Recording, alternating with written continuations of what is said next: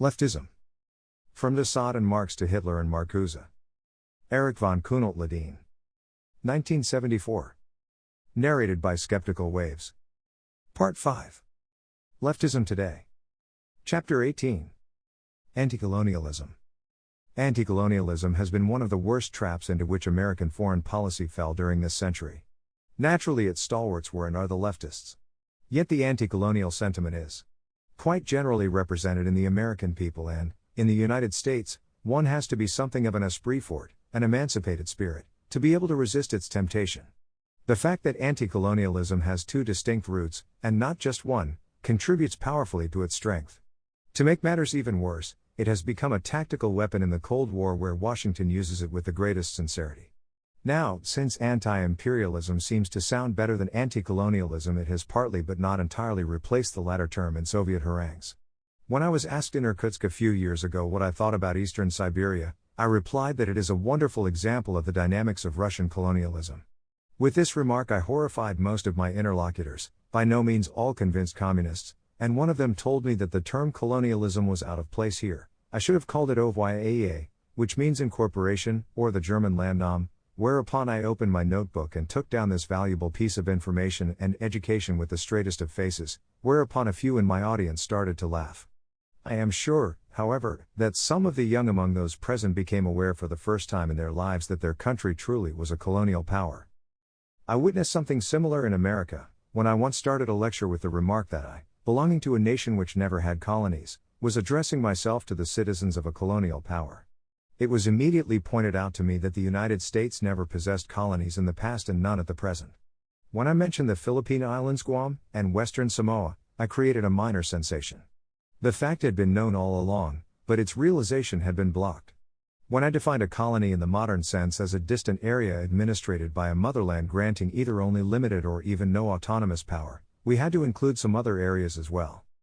There is, of course, nothing evil and nothing extraordinary about colonialism. It is the inevitable result of a historical law according to which not only nature, but also political geography, does not tolerate a vacuum. Where no effective resistance can be expected, other powers, other nations, other tribes will occupy, dominate, and administer an area. Our history could not be imagined without the forces of colonialism constantly at work. Without Greek colonialism, Magna Graecia would not have existed, Stagira would not have existed, in a way Aristotle would not have existed, Paestum or Pergamum, Ephesus, or Agrigent would not delight us with their ruins. Without Phoenician colonialism, there would have been no Carthage, and eventually no St. Augustine. Roman colonialism, or imperialism, is responsible for the French language, for Racine and Molière, and also for Cervantes, Lope de Vega, and Calderón. Without Bavarian colonialism there would be no Austrian people. And so forth. As we should all realize, there is good colonialism and bad colonialism, just as we have good rule, which is government conscious of the common good and the welfare of the citizen or subjects, and bad rule which is selfish and exercised solely for the profit of the rulers. The twin roots of American anti-colonialism are, A. Insistence on self-rule, democracy, and, B. A misinterpretation and an illegitimate application of the reasons for American independence. We have dealt elsewhere with the mirage of self-rule, which admits at best to a collective, but never to a personal existential interpretation. The only individuals who enjoy self-rule are citizens in a direct democracy, deciding all issues with unanimity, a purely theoretical case, and absolute monarchs, dictators, or tyrants. The dream of everybody becoming his own monarch could especially be fulfilled by the anarchists, provided such fulfillment is possible and desirable, but the Democrats can explain their system as a pantocracy only with the help of amazing abstractions, psychological arguments, and axiomatic suppositions which hardly fool the independent thinker. Yet more often than not it is the memory of history classes and the uncritical listening to 4th of July speeches rather than the democratic argument which emotionally dominates American anti-colonialism. As a result, a genuine fusion of leftist and patriotic arguments against colonialism is possible, and this is usually fostered assiduously by the more clever leaders of the American left. Here we have an ideal opportunity to quote again Dr. Johnson's "Patriotism is the last refuge of the scoundrel." What is usually forgotten in the patriotic, i.e., historic, appeal to anti-colonialism is, first of all, the fact that here we are not facing any ism whatever. The term colonialism will hardly be found in authoritative dictionaries before 1914 or even 1924. Colonizing is not the result of a systematic ideology, of a Weltanschauung, of a philosophy, political or other. A second fact has to do with the great variety of situations actually covered by the term colony. There have been and there still exist a few colonies which before the arrival of the white man were totally void of the human element. This is true, for instance, of a number of islands in the Indian Ocean. Is it an iniquitous situation if such settlements are governed by the motherland? When does their God-given right of secession and independence begin? Certainly not with the landing of the first settler. When are they ripe for autonomy? All answers of necessity will be arbitrary. We have to place into the same category areas which were practically deserted and where the indigenous population at best had tribal but not political organizations. It would not be too easy to prove that the Britishers were infringing on the natural law, or on God-given rights, when they started to colonize Australia. Whatever may be the case, the colony in the classic sense of the term was a city or whole area settled by people from a motherland, metropolis, speaking the same language, adhering to the same laws, praying to the same gods as the people in the motherland. In the remote past their independence usually resulted from the impossibility of long-distance administration. Political decisions had to be made on the spot without much delay. In antiquity, independence always evolved in an organic process. The moral and emotional ties between motherland and colony were rarely broken. As a result, military alliance was the rule rather than the exception. In spite of the American War of Independence, often referred to as the American Revolution starting the American experiment, the relationship between America and Britain falls entirely into the category of classic colony where people of the same culture, language, and civilization, with equal intellectual and moral levels, are separated by a considerable geographic distance. Any equation of the secession of the 13 colonies with, let us say, the War of Liberation of the Peoples of Angola is based on complete ignorance of the facts. A second type of colony is the one found in isolated spots. Here the purpose of colonization is merely one of civil or military communications.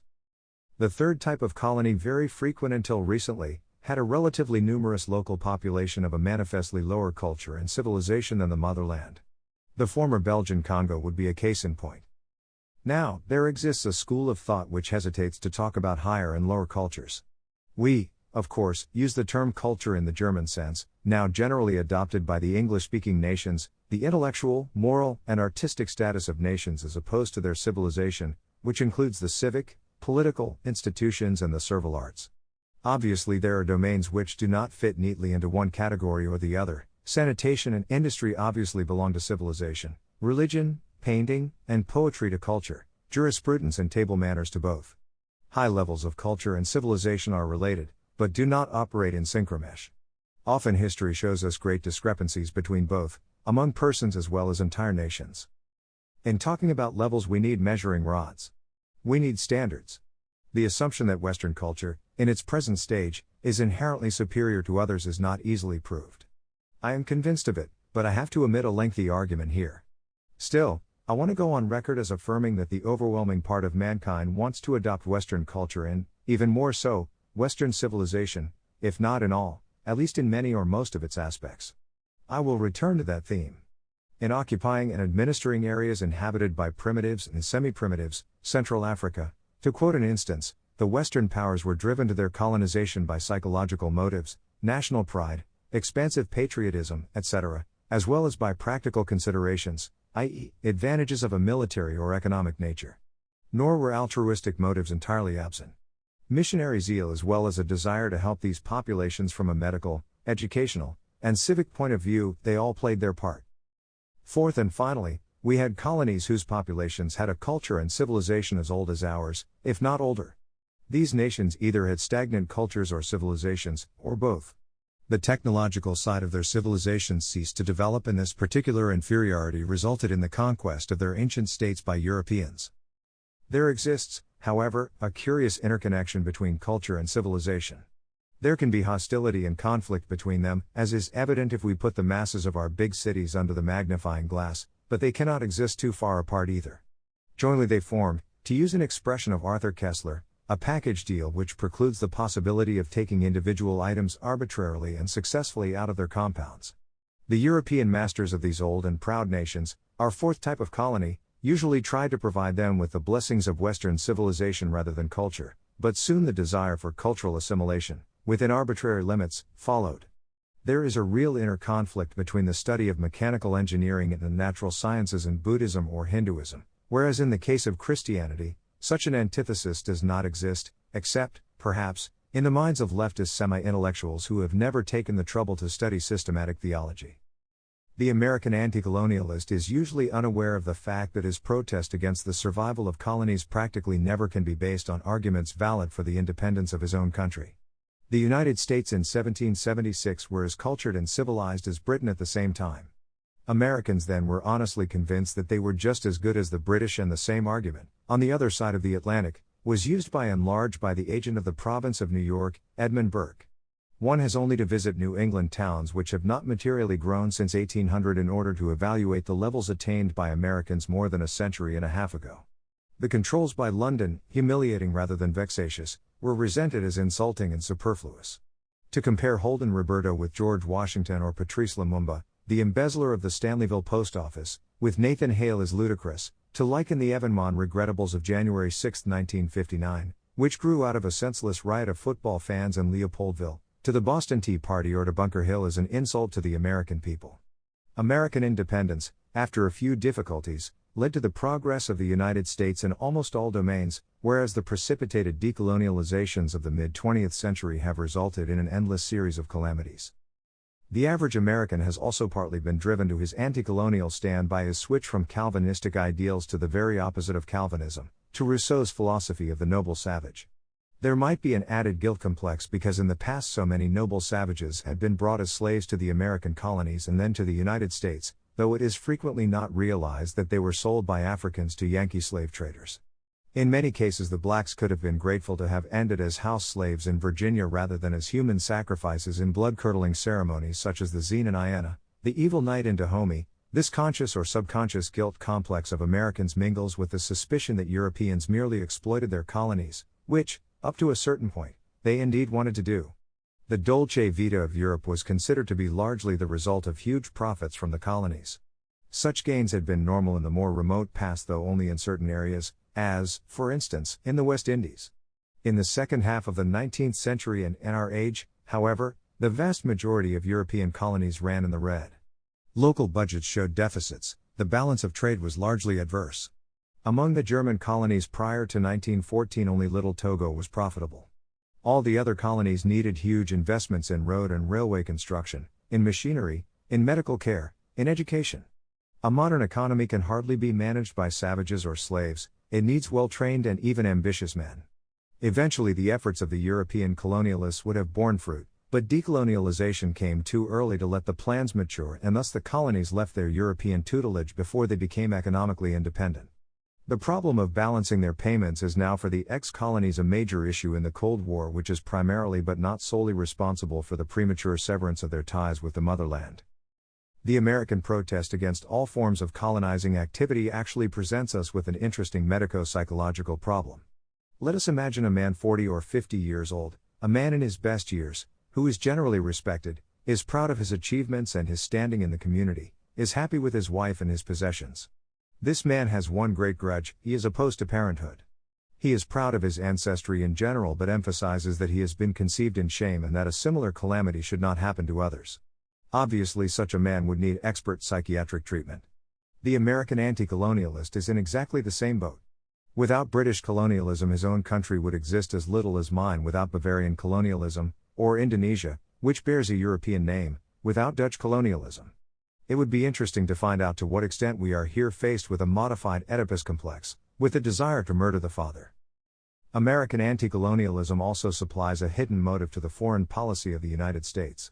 Too many Americans hoped for the eternal gratitude of the peoples liberated and released owing to American pressure.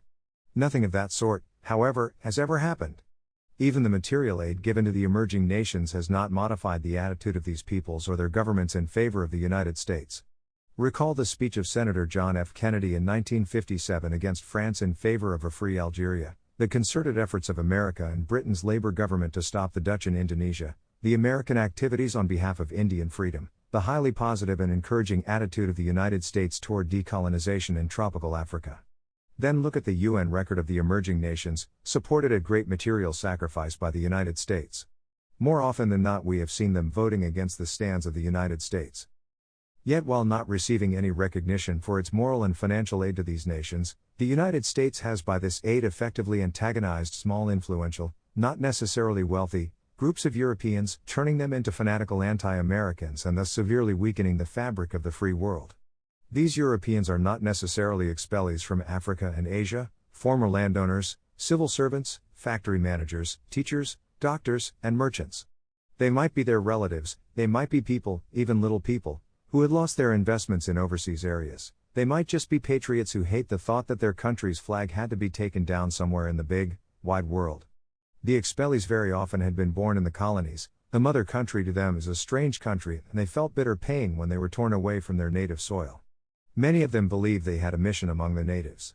Some of them actually were missionaries. They naturally deplored the demagoguery of a small semi-intellectual minority. Others were victims of mob violence, of rape, mutilation, and other indignities as a result of the decolonizing process.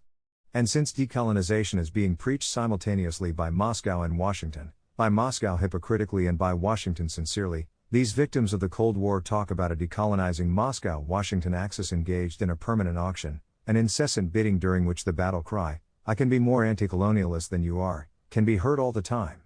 In this ignoble competition, Moscow, with much smaller bribes, is almost always the winner, while the bill for this senseless struggle is being paid by Europeans and natives alike.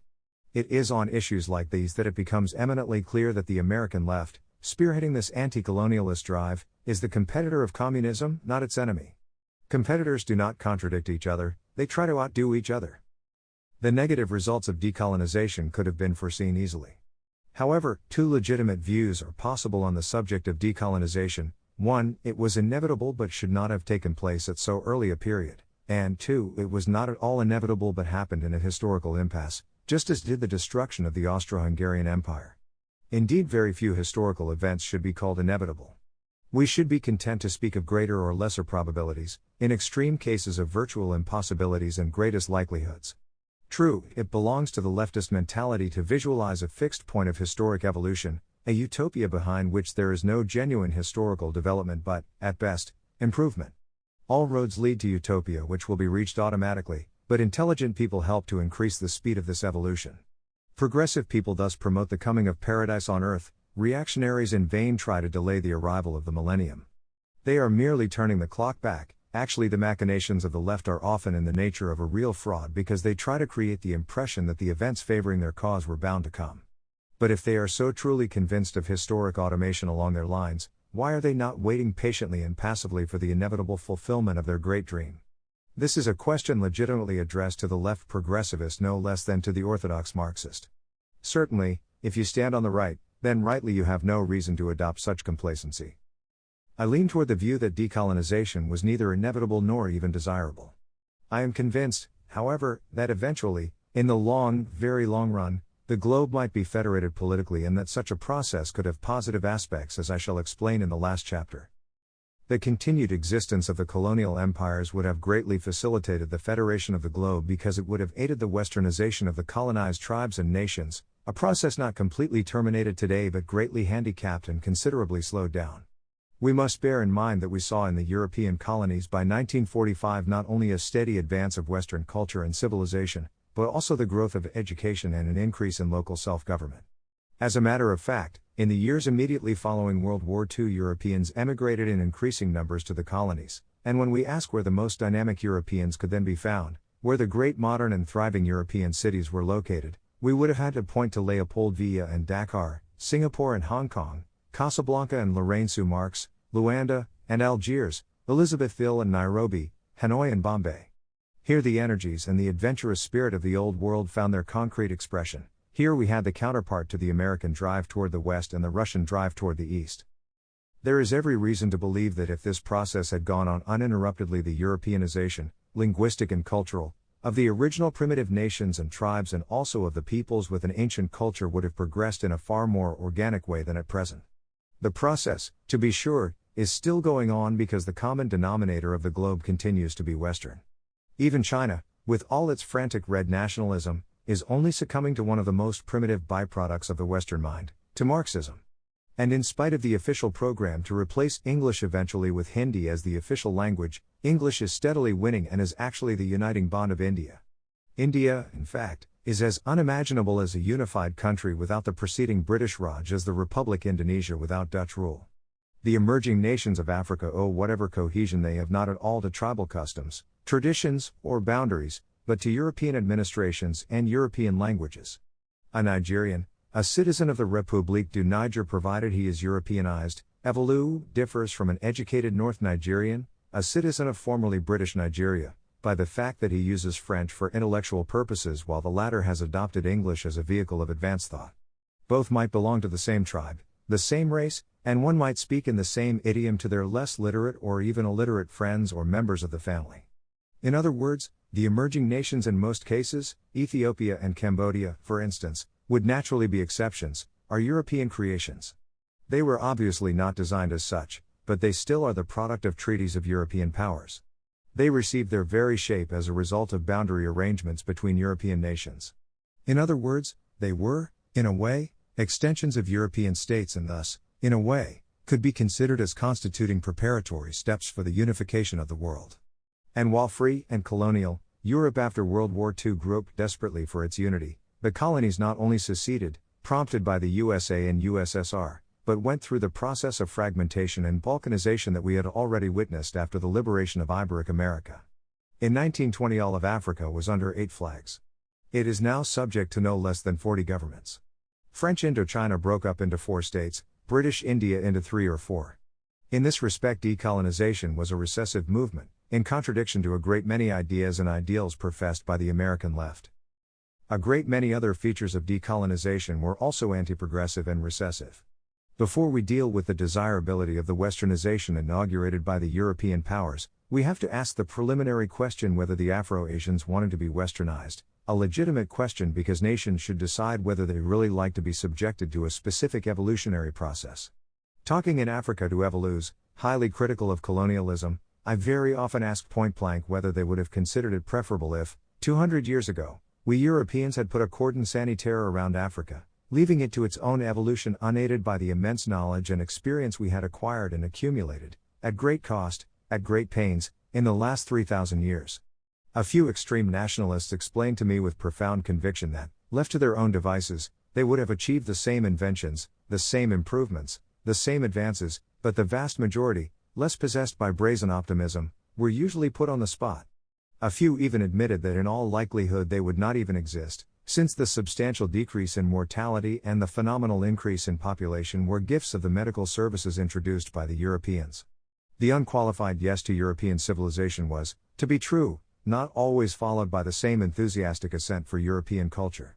In most of the emerging nations the belief exists that one might opt for one and not the other, but this is true only to a very limited extent.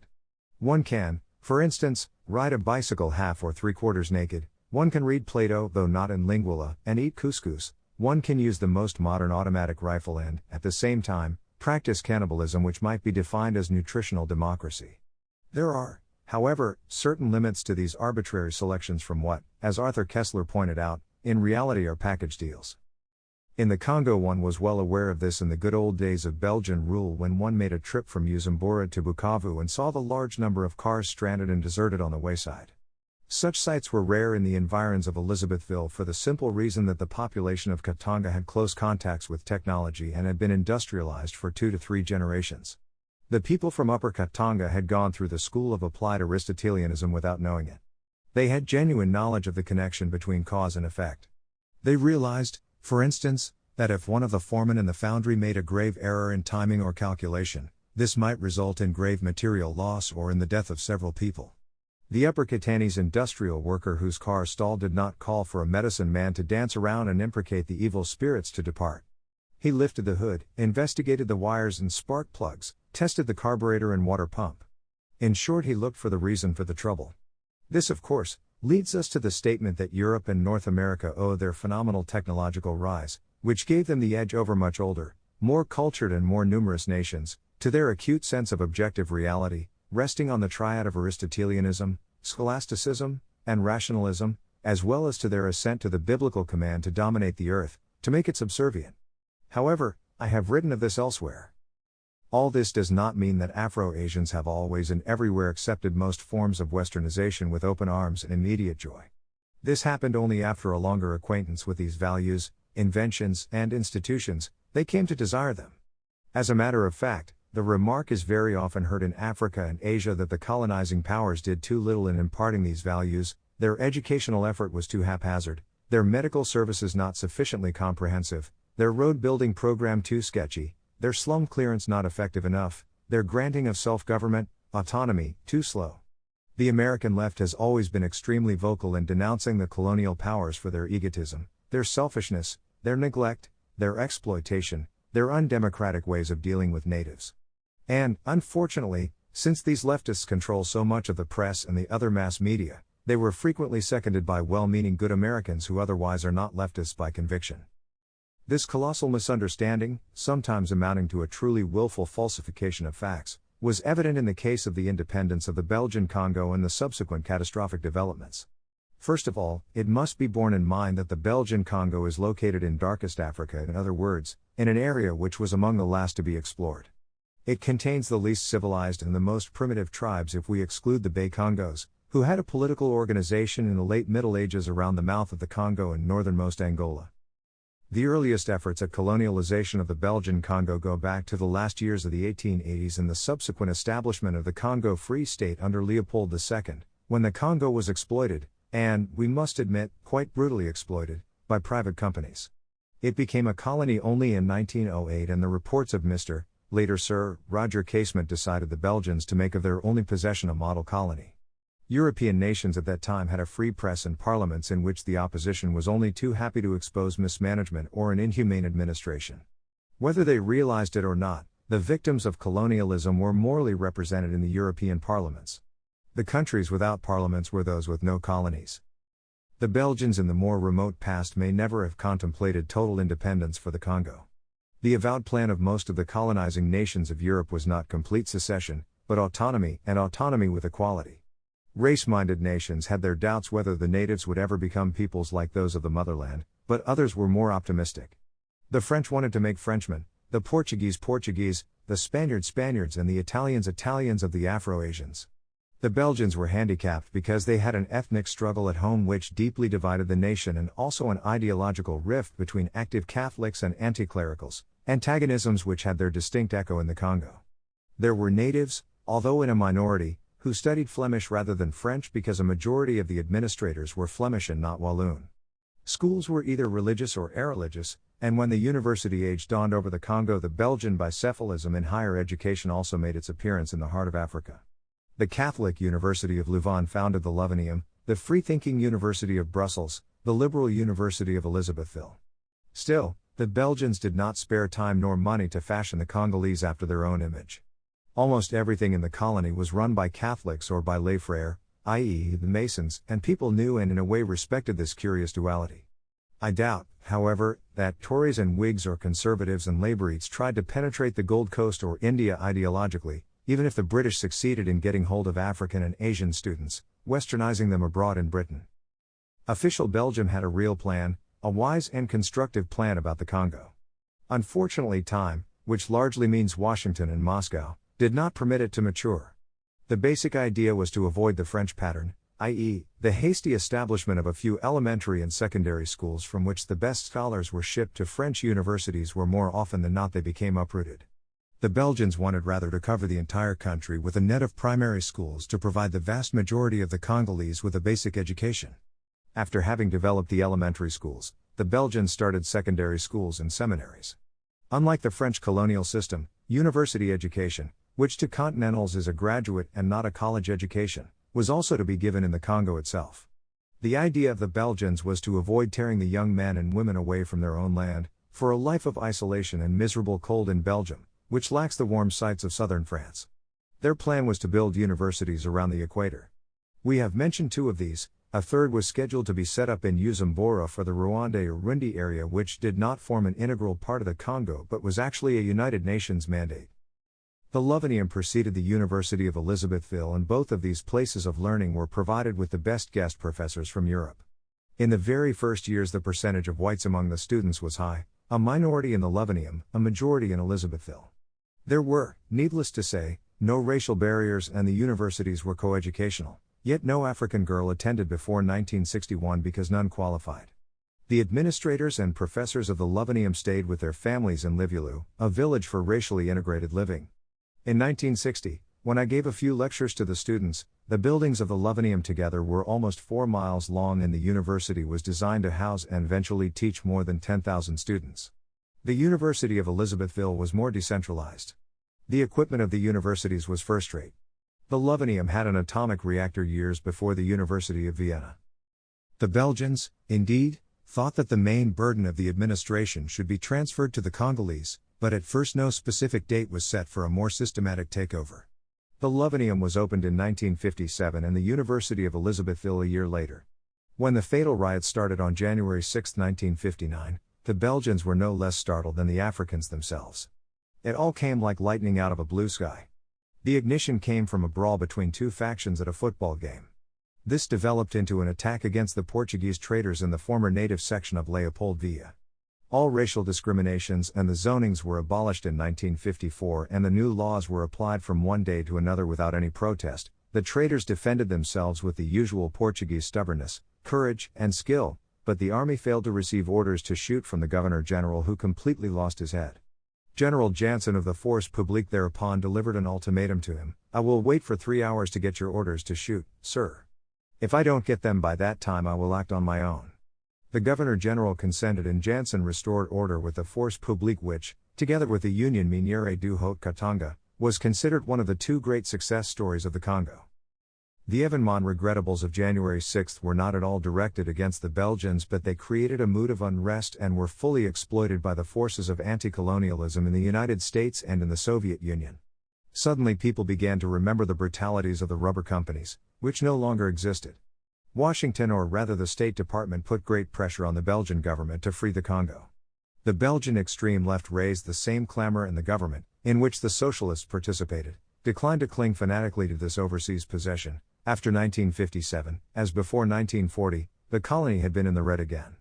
As a matter of fact, only the Upper Katanga, that small appendix in the southeast corner of the colony, had a real economic value and provided almost 3/4 of the revenue. There also, work ethics had reached a somewhat satisfactory level. The Union Miniere, belonging to the Société Générale, paid with its taxes for about 55% of the expenses of the colony.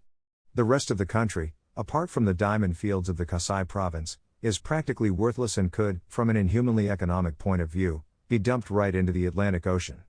As one can very easily imagine, a movement to separate the Katanga from the rest of the Congo had existed for some time, because black and white in that province were sick and tired of paying for the glories and luxuries of Leopoldville, the very remote capital, as well as for the other provinces. While the American State Department pressured the Belgians to give up their wicked colonialism, the Pentagon had rather different sentiments. The military men thought about the big base of Kamina, and they had no squeamish anti-colonialist complexes. They knew, moreover, a bit more about the realities of the big wide world than the leftist theorists. Yet, even in spite of the Republican administration at that time still holding office in Washington, the bureaucracy in the State Department prevailed, and the Belgians, who had finally made plans to give full autonomy to the Congo in 1975, changed their timetable and promised freedom by July 1, 1960. They relied on the Force Publique, which was to be officered by the Belgians as in the past. The vast majority of Belgian civilians were also expected to stay in the country. The leader of the Bay-Congo Party, Joseph Kasavubu, was to be the president. Monsieur Patrice Lumumba, leader of the Lumumbist wing of the Mouvement National Congolais, strongly centered in Stanleyville, became prime minister. This man had been indicted as an embezzler while employed by the post office. He had received another conviction for revolutionary activities but benefited from an amnesty. At the ceremony in Leopoldville, when King Baudouin solemnly handed over the power to the new local government, this petty thief insulted the Bwana Kitoko, the young master. Yet a few days later the red carpet was literally rolled out for him in Washington. Maybe his theft was just a piece of economic democracy. Soon the mutiny of Viceville broke out. All order collapsed in the Congo. The Katanga region seceded. The Golgotha in the heart of Africa had begun thanks to the follies of Western leftist anti-colonialists and the shrewd calculations of their brothers under the skin in the East. Africa, and other underdeveloped overseas areas, are in a sense magnifying mirrors of the West, or gorgonic mirrors, if one prefers. This is partly the reason why we go into such detail in describing the grim evolution of the Congo. The events in Niceville and in the neighboring districts and the mutiny of the highly trusted force publique simply were due to the change of authority and the psychological breakdown it caused. Traditionalists can make a most valid point here. When the pictures of the Bwana Kitoko were taken down in the barracks on the last day of June, 1960, and replaced by those of Joseph Kasavubu, who once upon a time had dreamed of becoming king of Lower Congolia, all authority had gone. The soldiers asked their, largely white, officers whether they now considered Monsieur Kasavubu their sovereign. When they got a positive reply, all respect for them disappeared. Joseph Kasavubu looked like everybody else. He was an ordinary man, a Negro like you and me, and this just did not impress the Congolese. To make matters worse, Kasavubu, unlike a king, was exchangeable and replaceable. He could be, with the aid of votes, hired and fired like a domestic. Of course, exactly the same reaction had taken place in Europe when monarchies were overthrown, disrespect and disorder or fear and fanaticism took over. Hell now broke loose in the Congo. When the Belgian paratroopers arrived to save the lives, the health, and the honor of Belgian men and women, the Soviets protested against this violation of the sovereignty of a nation, whose existence could be measured in days and hours. Africa certainly cannot be ruled by abstractions, nor can most of the more civilized nations in the long run either. The reaction of the free Western press to the atrocities was worse than could be expected. Let us bear in mind that in order to be a good journalist, it is apparently not sufficient to be a good reporter or to have access to a certain amount of inside information, which, more often than not, cannot be checked easily. Above all, it takes a thorough study of history, geography, economics, sociology, political science, religion, anthropology, languages, etc. In Europe at least, a very large sector of the newspaper correspondents and responsible editors have been to graduate schools. But even so, there is the danger that a half-baked element with scanty education, little experience of the world, and badly grounded knowledge may get access to key jobs in journalism. The handicap of the European press consists in the lack of funds. This results in theoretically qualified people judging world affairs from afar, which is just as disastrous as the ignoramus writing on the spot, and since the press has to work with speed, it is tempted to write and to inform in a way that pleases the public. The average reader puts a premium on writing skill rather than on a valid commentary. Thus the press has become in many countries a haven for the terrible simplificateur in the form of the leftist semi-intellectual who, more than anybody else, indulges in fausses d'éclairs, clear but false ideas. For reasons which we have given elsewhere, the leftist element is much more strongly represented among the foreign correspondents than among local reporters, and the reporters are usually more liberal than their bosses.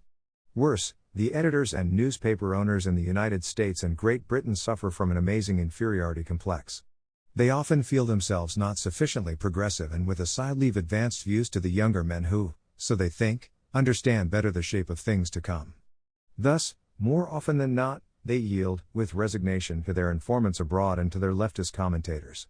Nobody in his right mind would call the Chicago Tribune a leftist paper, yet J. Allen, correspondent in Loyalist Spain, provided this paper with the red version of events. Britain's conservative Evening Standard featured cartoonist David Lowe, whose work was of a distinctly leftist inspiration.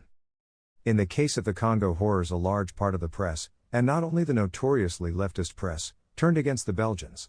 They were accused of not having sufficiently civilized and educated the inhabitants of the Congo Basin for independence. First of all, it has not been considered a primary task in the past to educate any conquered or incorporated area for independence. No doubt the United States is doing its level best to foster and promote welfare in Puerto Rico. It can even be said that it is aiding education in Puerto Rico in every imaginable way. But it simply is not true that the United States is training the Puerto Ricans for independence, nor is the United States doing anything along these lines in Guam, in Samoa, or on the Indian reservations. On the other hand, it is a fact that the Belgians tried to build up education in the Congo. They had to start from rock bottom. Yet it is impossible to provide one of the world's most primitive regions with an intelligentsia within 50 years and with men sufficiently trained to take over the administration of 20 million people in an area 3 times the size of Texas. The Indians in the Southwest have been wards of the United States ever since the middle of the 19th century. I have lived among them and studied several tribes, and there can be little doubt that many of them originally had a level of culture a great deal higher than that of many Congolese. Yet, we may ask, what is the level of education on the reservation today? How many of these Indians have been trained to work at white-collar jobs? How many of them are professional men? The United States, with enormous monetary resources and relatively few Indians to deal with, could theoretically have done a magnificent job. We say theoretically because we know the tremendous obstacles, the immense human difficulties of Western acculturation. I am ready to exonerate the United States government, but why attack the hapless Belgians? It is interesting to see in this case precisely how the democratic dogma and all the other deeply ingrained prejudices, some of them not ideological in the concrete sense of the term but pertaining to American folklore, contributed after liberation to the criminally stupid and uncharitable judgments on Belgian colonial policy. The horrors of July to August 1960, and many of the horrors committed later by revolutionary groups right through 1965, were reported but considered merely as outbursts of rightful indignation after years of colonialism. All people are equal, all identical, people are more alike than unlike, and thus the noble savages of the Congo were driven to their misdeeds. The fact that the IQs of Africans on the average are a great deal lower than ours could not be accepted. It was contrary to the democratic notion of equality.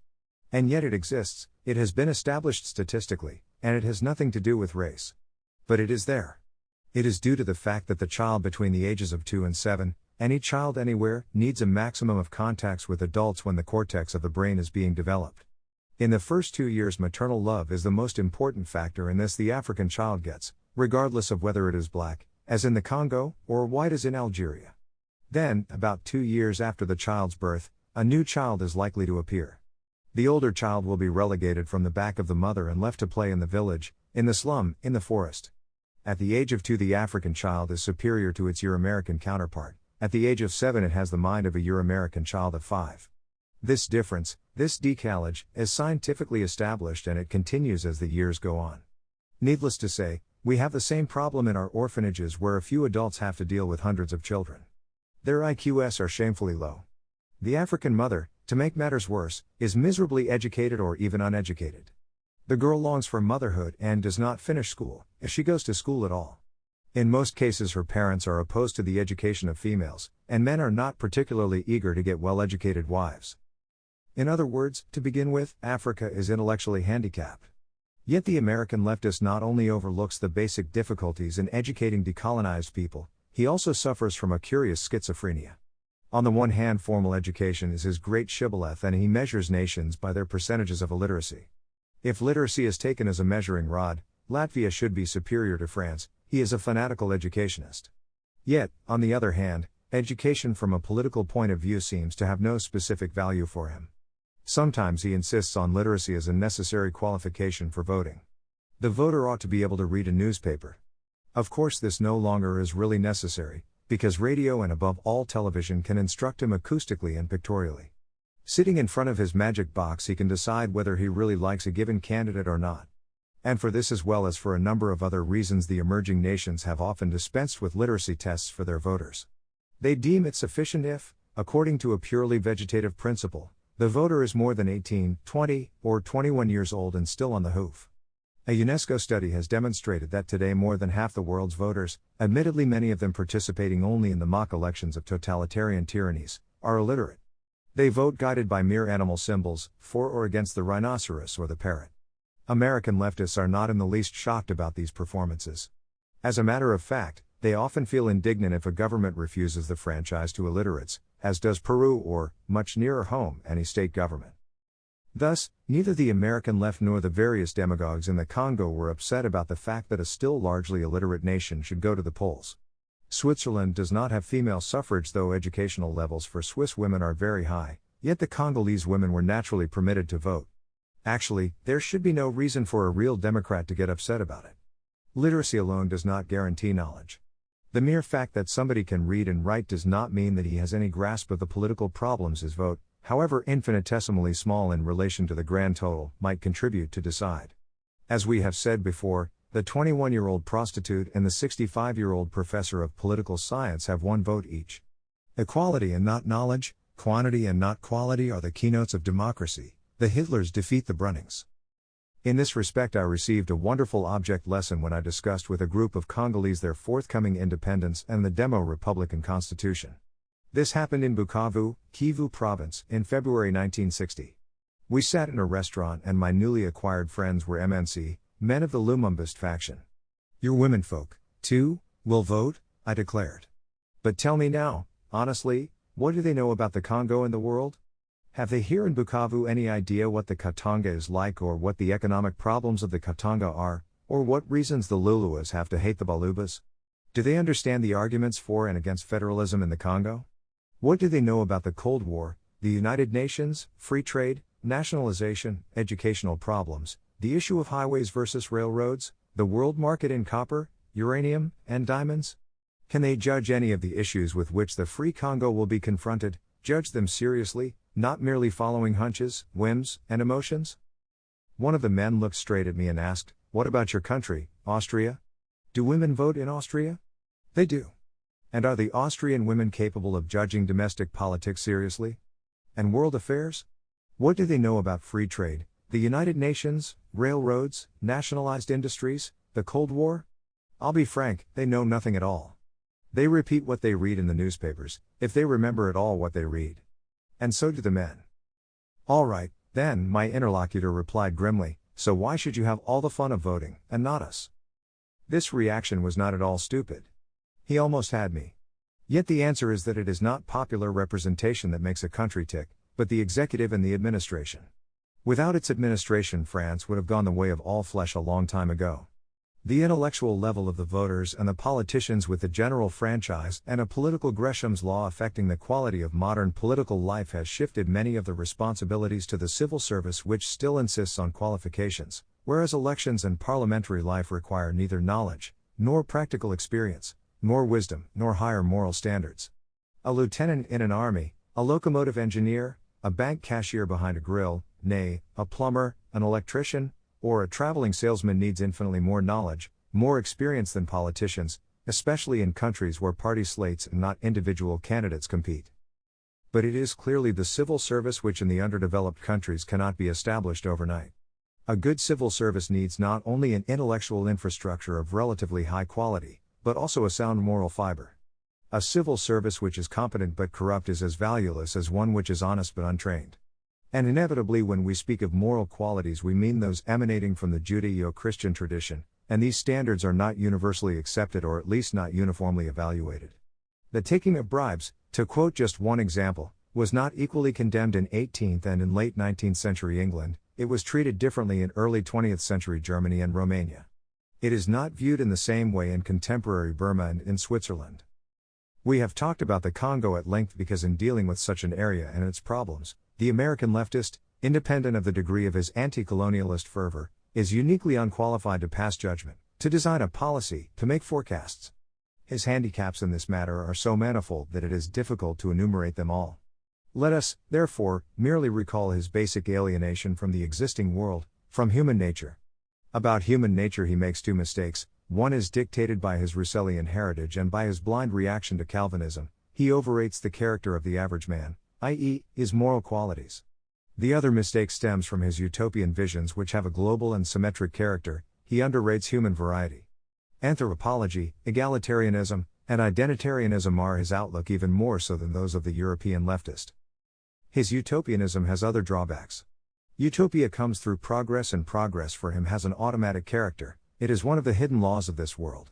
Progress in his view and in the long run will always reassert itself even if, here and there, minor setbacks occur, engineered by evil reactionaries. Man is good, but reactionaries do not deserve to be treated as human beings. Thus the evils of decolonization are of short duration, as in the United States. After a slight detour the emerging nations will be safely back on the swift uphill road of progress.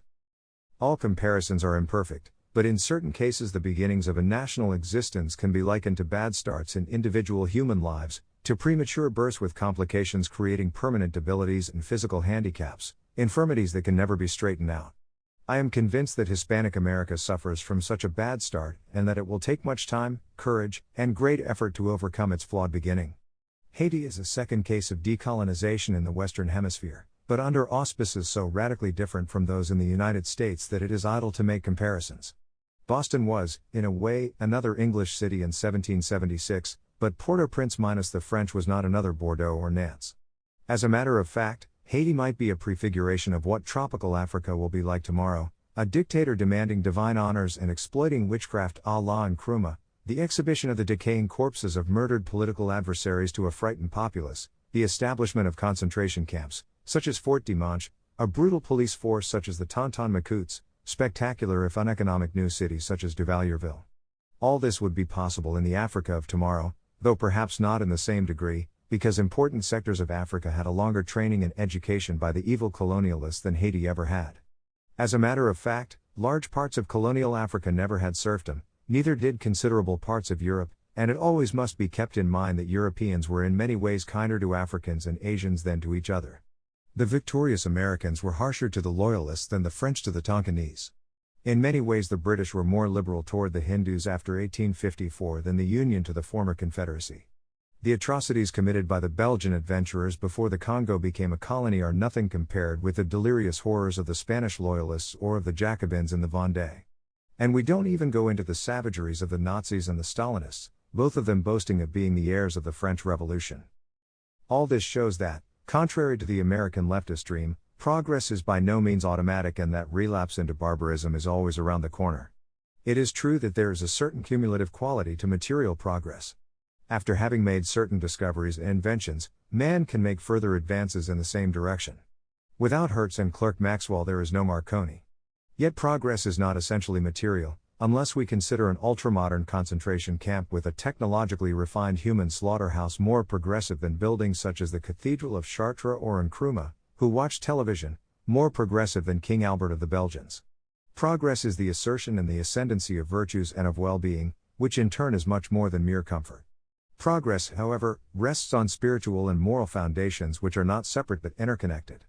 It is obvious that if you see in man merely a biological link in an evolutionary chain, as, among others, the National Socialists did, a soulless economically conditional animal, as the orthodox Marxists do, a state-subjected mammal, as the Jacobins and the Fascists did, then the accumulation of material knowledge might go on, but hell can break loose any moment. Every bestiality becomes possible and compatible with either general opinion or the opinion of the responsible leaders. If the horrors perpetrated by these groups were not greater, we owe this only to the still effective whiff from the empty bottle of a vanishing Christian tradition. Yet the typical American leftist is in the same boat without really knowing it. He is less of a logician than his brothers under the skin in the old world and therefore is more subject to Christian residues. But how long will this last? Haiti was decolonized before Christianity had struck deep roots, and the same process has taken place in most of Africa and in parts of Asia. Hence we have to expect among the emerging nations nightmares similar to those perpetrated by National Socialists, by International Socialists and by the minions of Duvalier, who are voodooists and spiritual grandchildren of the Jacobins. When the long-suffering East Indians were liberated from the British yoke in 1948, few people in the Western world knew history sufficiently well to have real apprehensions about a negative development. The horrors of the Indian Mutiny, the Black Hole of Cawnpore 91 years earlier, were forgotten a long time ago. Here again it must be borne in mind that not only had the unification of India been the work of the British, but that India had also been liberated from the rule of a Muslim minority. India did not pass from freedom to colonialism, but from Mughal to European sovereignty. There can be no doubt that the rule by London brought greater individual and national freedom to India than the rule from Delhi by the descendants of Mongol Tartar invaders who were racially less akin to the Hindu than the British who, after all, are Indo-Europeans. When the British Labour Party decided to give up British rule in India, the Muslims, who formed about 1/4 of the Indian population, demanded a state of their own. Since India was scheduled to become a democracy where the majority rules over the minority, the pre-British masters of India did not want to fall under Hindu sway and the Hindus did not want to revert to their old rulers. The tragic answer was partition. There was never complete agreement as to where the new border should be drawn, especially not in Kashmir. There existed, however, a considerable reluctance to leave large minorities on either side of the new demarcation line. The Pax Britannica had gone. Mass expulsions took place and they degenerated into the worst, the most fiendish, the most nauseating spontaneous massacres the world had ever seen. Diabolical tortures, the most nightmarish sex crimes, the most delirious blood orgies resulted in the death of 4.5 million people, perpetrated by pious Muslims and the believers in ahimsa, nonviolence. Even Gandhi's satyagraha, fasting, could not stop the butchery. This incident alone, unthinkable under the British Raj, annuls the morality of such a form of independence. And actually, if one talks with the plain people in India, one finds very little enthusiasm for the present order. On the contrary, the old times appear to many as a golden age. Only a very small and very thin upper layer of politicians profits from this new situation, and this is true not only in India but elsewhere in the decolonized world. Again and again one meets people who inquire whether there is really no chance that the British Sahib might come back. A friend of mine was asked by a native in the Cameroons, when is this terrible independence going to end? There exists a myth, and not only among American leftists, according to which the wicked Europeans with their missionaries brutally invaded overseas areas, which they often did, in order to destroy the idyllic life of the innocent natives, a life without a sense of guilt, without disease, without fear and unhappiness, all blatant nonsense.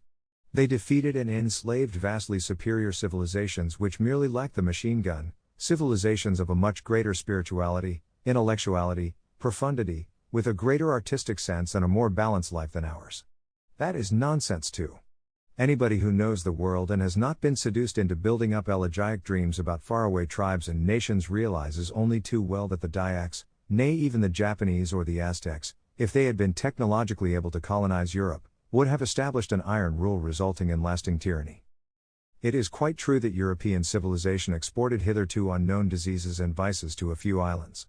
Yet European know-how finally triumphed not only over the exported diseases but also over the far more terrible local ones. The accusation that only narrow-minded missionaries gave to these children of nature a sense of sin and therefore caused the mental anguish is so silly that it hardly needs refutation. Most of these natural religions are based on choking fears: fear of spirits, fear of witchcraft, fear of sorcerers, fear of gods. Take only one case, common in the highlands of New Guinea, Papua. There every mother must give birth to her first child in the jungle, which is also an unwritten law in large parts of Central Africa. She must then take the child firmly by its feet and bash out its brain against a stone. Then several sows who have litters are driven to that rock, and the first sow starting to munch up the little corpse becomes her co-mother. From the litter the poor woman has to choose a piglet which she adopts and feeds with her milk. Her attitude toward the piglet will also determine her moral standing in the community. This is her chance to demonstrate what a good mother she is. And this is by no means the most unappetizing performance in that area of the world. The sucking of decomposed corpses is far worse. Now, one might object that this is a low religion, a mere superstition of savages, and that nothing like it can be found in the higher religions of the East. Yet I remember a talk I had with a highly educated Hindu in Agra, outside the Imperial Hotel. He was a civil engineer and he had received part of his training in England. We discussed the British Raj and he admitted that it had benefited India in many ways. He added, however, that the provincialism and the narrowness of the British had been silly and harmful in many other ways. The prohibition of sati, the burning of widows, is only one example. If a woman really loves her husband, she obviously wants to immolate herself. If she throws herself on the funeral pyre, she will be knocked unconscious in 5 to 10 minutes, suffocated by the fumes if not actually killed. And then she has a chance of being reunited with her husband in another incarnation. You mean to say that you approve of this? Personally? Now and for every woman? I inquired.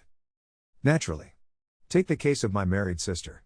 Her husband had a quarrel with his father and committed suicide by taking poison, cutting his wrists and hanging himself. 2 days later my sister did the same. After all, what is the alternative? There is nothing worse than to live as a widow, especially in the higher castes. Were there any children? There were 3, but what are families for? They were taken care of.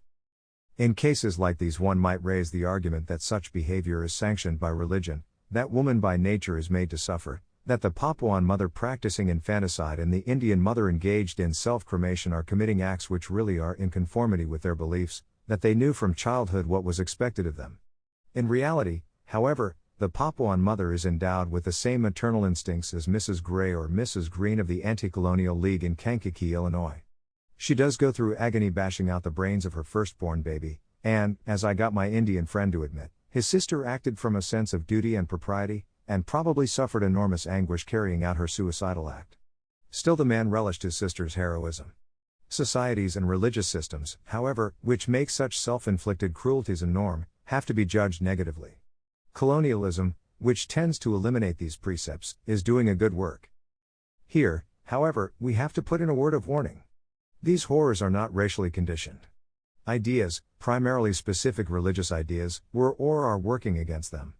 Ideas have consequences, to use the title of the late Richard Weaver's book. We have to ask ourselves whether we too would not still be indulging in such practices without Christianity intervening, whether, without the British Raj, sati would be as rare as it is now. The destruction of widows is probably an ancient Aryan rite. Witness the account of Ibn Fadlan, an Arab diplomat who was in a Viking town in Russia around 920, only 1,000 years ago. He watched the funeral of a Nordic chieftain whose corpse was put on a riverboat. The chief's friend raped his bride in a tent on land and then had sexual intercourse with her on the boat. After this, she was held in an iron grip so that an old woman called the Angel of Death could strangle her. Finally, the boat was set on fire and then the two bodies were burned together, a performance surely not much more humane than sati or our own legal procedures in the Middle Ages. What efforts it took even Christianity to overcome this pagan inheritance internally. It was a slow process and a mark of real progress, the only kind worth mentioning. Every lapse from Christian standards brought its own retribution, an immediate relapse into barbarism. Jacob Burckhardt foresaw this when he spoke about the catastrophes to come if the level of our culture were to sink only a hand's width. Then the pale horror of death would be over us and naked power would rule supreme. Here we also have to consider the speed at which the various nations progressed in different periods of history. It cannot be denied that in judging such matters we have to use rather subjective measuring rods. If we view the first 1,500 years of Western history in our terms, we might arrive at a rather interesting answer to the question how long it took our forebears, after the collapse of the Roman Empire, to reach a level of culture and civilization roughly commensurable with that of, let us say, 250 or 330 AD 700, 800 or 1,000 years? A similar question might be raised in connection with the termination of European colonialism in various parts of the globe. Of course, modern times are telescoped, but still it is evident that the old levels cannot be reached overnight.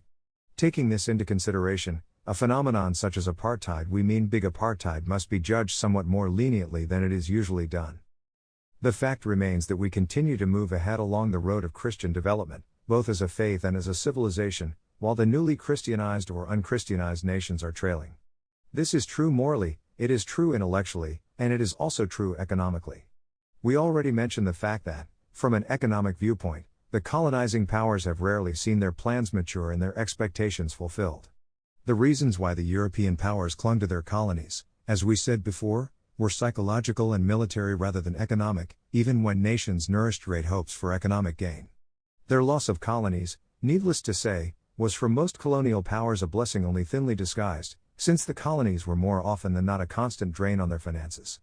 It is significant that Europe's present prosperity coincides with the loss of her colonies. Now, at long last, the former colonial powers have a chance to reach the material standards of the non-colonial powers, Scandinavia and Switzerland. Looking at decolonization in the last 20 years, we ought to liken the colonies to adopted children of European powers, children going through the process of puberty. Adolescence is always a difficult time for children as well as parents. It is usually a period when children start to become critical of the persons exercising authority over them.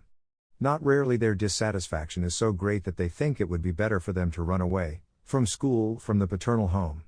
They are convinced that they are quite as bright, experienced, and educated as their parents. Usually, of course, they do not carry out their plans because they dimly realize that their formal training is not finished, that a start on their own would be difficult, that it would be wiser to swallow one's silly pride and stay on. But what would happen if just outside their parental home were two powerful men with fat wallets encouraging a promising child to make the break? The way you are being treated by your parents is a disgrace. We would never have put up with that at your age. Matters would be worse, of course, if the children were merely adopted. This is a good analogy if we think of the elites, the evolus, of the colonies as adopted children, while Uncle Sam and Uncle Ivan represent the powerful men who can fleece their taxpayers at leisure. Uncle Ivan's subjects have no say in the matter and Uncle Sam's citizens have been indoctrinated by the left. If, to make the situation more troublesome, Uncle Sam and Uncle Ivan were to engage in a real competition for affection, shouting at each other, "I can be more anti-colonialist than you," while assuring the child that it would be taken care of materially, the rebellious brat could hardly be held back. He would leave home, repair to a hotel, and write blackmailing letters, playing off one big man against the other. The foster parents, for their part, are rid of an ungrateful child, have less responsibilities and expenses, but are naturally hurt in their pride and develop a real hatred for the seducers of their adopted child with whose plight they nevertheless do not sympathize. Let them now pay through the nose. And when the two seducers, one of whom has acted in good faith prompted by idealism while the other was bent on real mischief, find that their financial resources are now being unduly strained and appeal to the former parents to contribute to the support of their ungrateful child, the latter are not receptive. They well remember the insults and invective of well-meaning Americans, as, for instance, President Roosevelt and the then Senator John F. Kennedy, and are reluctant to help the underdeveloped countries. Even the Italians were approached by the United States to participate in the aid to the emerging nations, whereupon the Italians quite rightly replied that much of their own country, The Mezzogiorno, Italy's deep south, is in many ways worse off than some of the new nations beyond the seas. The aid now given can be viewed from several angles. If it were true that these hapless quondam colonialized peoples and tribes had been brutally exploited in the past and had also been artificially stunted in their development, as, for instance, the Poles were under the Nazi occupation, the argument might be raised that aid given to them is a compensation for the mistreatment they had suffered. This, however, is not the case.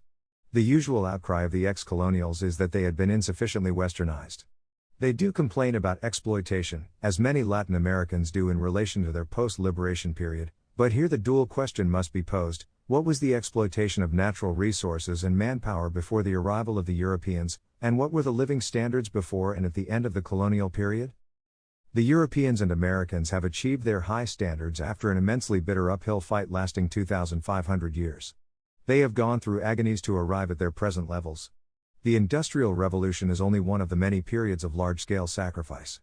All this knowledge, all this thinking and planning and endless experimenting, all the fruits of savings, of studies, of scheming, of wars, polemos pater crematin, have been put at the disposal of overseas peoples and nations, and in a sense, this has been done without charge. To learn, as we all know, is not always pleasant. Remember the Greek proverb, homi dires anthropos ou paidoitai. There is no education without tears. However, realities in politics are very often less important than myths. We have a widespread feeling between Valparaiso and Hanoi, between Jamaica and Zanzibar, that the wealth of Europe and the United States is due not only to exploitation in the past but to an economic servitude which is far from terminated and which sails under the name of economic imperialism or neocolonialism. Rare is a man such as King Hassan II of Morocco who told his subjects early in 1965 that wealth does not come automatically with political independence, but only as the fruit of hard work. Early in 1961 a poster of the Unión Republicana could be seen in the streets of Buenos Aires which, speaking about the great natural wealth of Argentina and the misery of the masses, said, "We are poor because a treasonable government hands over the possessions of the Argentine people as a colonial tribute to Her British Majesty." It is obvious that this truly general feeling, which I had the opportunity to encounter in such different places as Egypt, Peru, Senegal, Cambodia, Ceylon, and Santo Domingo, is based on a variety of superficial impressions and on propaganda, not however on concrete data. Here we must bear in mind that humanity has existed probably for 1/3 to 1/2 million years and that living standards which we now call compatible with human dignity could be found in a few isolated areas of this globe only during the last 1,000 years and in a more general way in Europe and North America only in the last 200 years. The living standard of a skilled Swiss worker today is infinitely higher than that of professional people a century ago. But this very recent and sporadic material progress is generally not seen as exceptional. Socialists violently protest that within a nation some people live a great deal better than others, and we encounter in the last 20 years a mounting tide of protest against differences in economic levels between nations. Just as today the poor man is prone to blame the rich man for his own indigence and considers income differences as highly undemocratic, such differences between nations are also developing into a challenge, a piece of collective impudence. The wealth of other nations is becoming psychologically an act of provocation, and the uncommitted left in many a Western country, and this includes America, is talking about a real duty, a moral obligation on the part of the richer nations toward those less well off, just as richer individuals ought to aid poorer ones. As long as this is merely a call for Christian charity, we have no quarrel at all with aid to the indigent. There are people who labor harder and are more inclined to a frugal life than others, and the same comparison can be made between nations. Thus the Italians took it for granted that the Germans who visited them were richer since they worked harder, saved more money, concentrated more on industry and banking, but on the other hand had less time for relaxed conviviality, for the dolce far niente and the dolce vita. The Italians envied the North Europeans for their money, but envied them in a civilized, moderate manner, knowing pretty well that the Northerners paid a price for it that the South Europeans were not willing to pay, in time, effort, and an ascetic way of life. There was no talk about exploitation. If anybody was exploited, it was the Northern tourist in the South who did not mind too much, until or unless he felt himself to have been excessively swindled, taken in. This, however, is not the mood of many overseas nations who are in the shoes of a runaway brat. This lovable child is now blackmailing Uncle Sam and Uncle Ivan at the same time. We saw the case of a Latin American republic sending trade missions simultaneously to Washington and Moscow. Obviously, a crucial reason for the generosity of the West is the fear that in case of non-payment the Soviets might muscle in and vice versa. But this is not the only reason. The uncommitted left in America, far more so than in Europe, is promoting this yielding to blackmail on moral grounds and as a move designed to foster egalitarianism. Why should economic egalitarianism be fostered merely within the nation? Let us carry it to the international scene. There is very little fear or realization that all this penalizing of the hard-working element, on the individual or national level, will finally act as a brake to progress, as a positive discouragement to all extraordinary effort which alone assures progress. There is another reason why the American left favors aid to the emerging nations. More often than not, the self-appointed leaders of these nations belong to the leftist camp. Various types of socialism, Indian socialism, African socialism, as well as African democracy are duly fostered. The handouts, as a rule, are given to governments and not to individual enterprises, often, to tell the truth, because the latter hardly exist. Thus the taxes of capitalist countries are used to finance leftist governments which, more often than not, are using them in order to a. bolster up their oppressive regimes and b. build up a war machine which one day might easily be used against their benefactors. Needless to say, it is a very different proposition to aid nationalist China, where not only an army is being equipped for the Western camp, but, as I know through repeated visits, the living standards of the population have been improved to the extent that we now have on Taiwan the third highest per capita incomes in Asia, and this although economic aid has been discontinued since 1962. Yet in many another country profiting from development grants the masses see and get very little. Certain sums disappear into the pockets of the oligarchy, which might be deep red, others are used to equip the secret police or paramilitary formations to keep the dear subjects in check, huge sums are squandered on sumptuous buildings and other objects of no economic value, designed merely to raise the prestige of the ruling group within the country and the prestige of the emerging nation in the international community.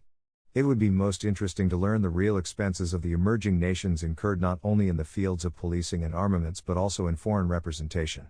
Today a newly appointed minister or ambassador in a capital such as Washington, London, Paris, Bonn, or Tokyo has to make at least 100 first visits to the various foreign representatives, which shows precisely to what extent the modern world with its alleged progress has become balkanized, atomized, fractured. Still, although this misuse of funds from hard-working citizens, who never have been asked whether they want their monies employed in such a frequently very wasteful fashion, is regrettable, it might be argued that the erection of a sumptuous presidential palace somewhere in the tropics, infinitely more luxurious and costly than, let us say, the residence of the King of Norway, contributes in a minor way to the income of the natives hired for its construction. But obviously a sugar refinery would be a greater asset to an emerging nation's economy than a presidential palace or a mammoth monument to democracy. I have seen one in Southeast Asia, in a not at all democratically governed country. In other words, these foreign aid funds are either conscience money paid because truly progressive nations are ashamed of their well-being or have been made to feel guilty for having carried the white man's burden in the past, or they are bribes. But are they effective as bribes? In the last few years the divine Mr. Nkrumah has received from the United States alone $160 million, Ethiopia over $200 million, Burma $120 million, Cambodia, which threw the American diplomatic representatives out, $367 million, but if we look at the voting record of these nations in the UN we will see that with few exceptions they are engaged in that popular overseas sport of biting the hand that feeds them. Americans should derive only a meager consolation from the fact that the Soviets also have miscalculated a few times and that the citizenry of the USSR is boiling mad about foreign aid, an indignation for which perfectly innocent overseas students, especially the Africans, are made to suffer. Talking to Russians and Ukrainians in 1963, I was informed that the economic situation in the USSR was so miserable because, due to the selfishness of the United States, it fell upon the Soviet Union to feed the starving two-thirds of the world. And now they even import these black students who receive scholarships which are 50% higher than those given to our own boys. These African and Asian students have a real Jim Crow place for their studies in the Patrice Lumumba Friendship University located in an old barracks. I do not remember ever having seen them in the company of their Soviet colleagues of either sex. To make matters worse, there are cases when American dollars handed out as a bribe aid have been used as grants or loans to third nations. Yugoslavia, which tries to play a leading role among the uncommitted nations, the Third World, has tried to bribe its way into this illustrious society. While taking US dollars with one hand she hands them out with the other. Thus the American taxpayer helps to finance Yugoslavia's foreign policy. Yet even Yugoslavia had to experience what the United States and, to a lesser extent, the Soviet Union and Red China had learned, that the majority of emerging nations have an extraordinary firmness of character. They are for hire but not for sale.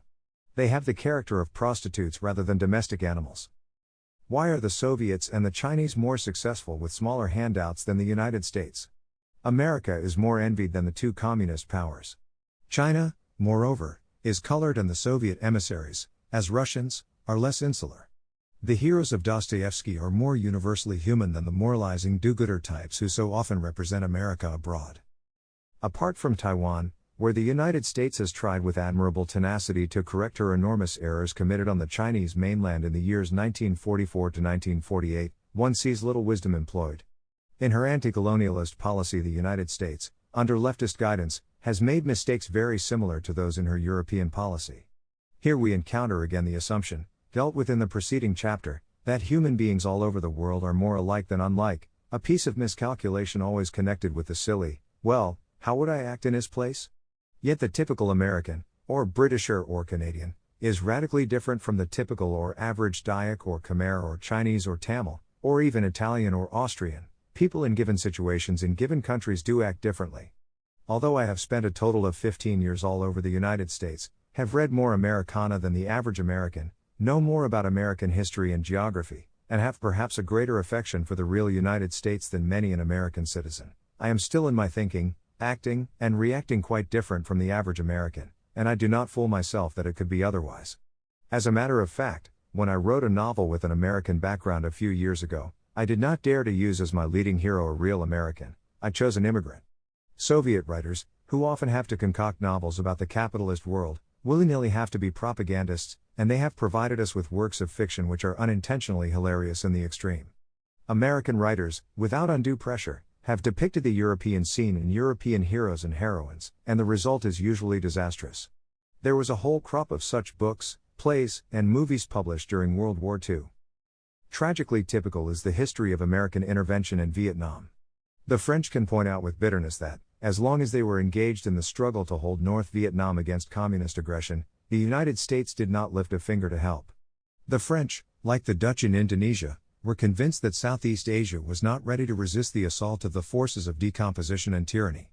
They were obviously not afraid of local decadent ideas but rather of ideologies which either had failed in Europe or had established unspeakable tyrannies: communism, socialism, Jacobinism, nationalism, National Socialism, one-party tyranny of an authoritarian character, or nationalistic communism.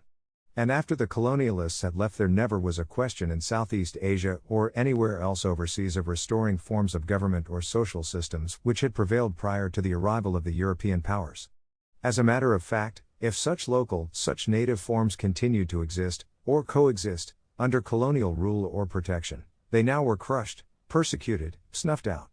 So great is the hatred of the new nationalistic masters for their own native traditions, so abject their admiration for the worst ideologies, for the fecal matter of the West. The elimination of Dutch power in Indonesia under the threats of Washington, just as the fall of French power in Indochina, was applauded by the American left as an evolution in the direction of progress. Yet in whatever direction we look, we see that decolonization has never meant material or practical progress, nor even political advance.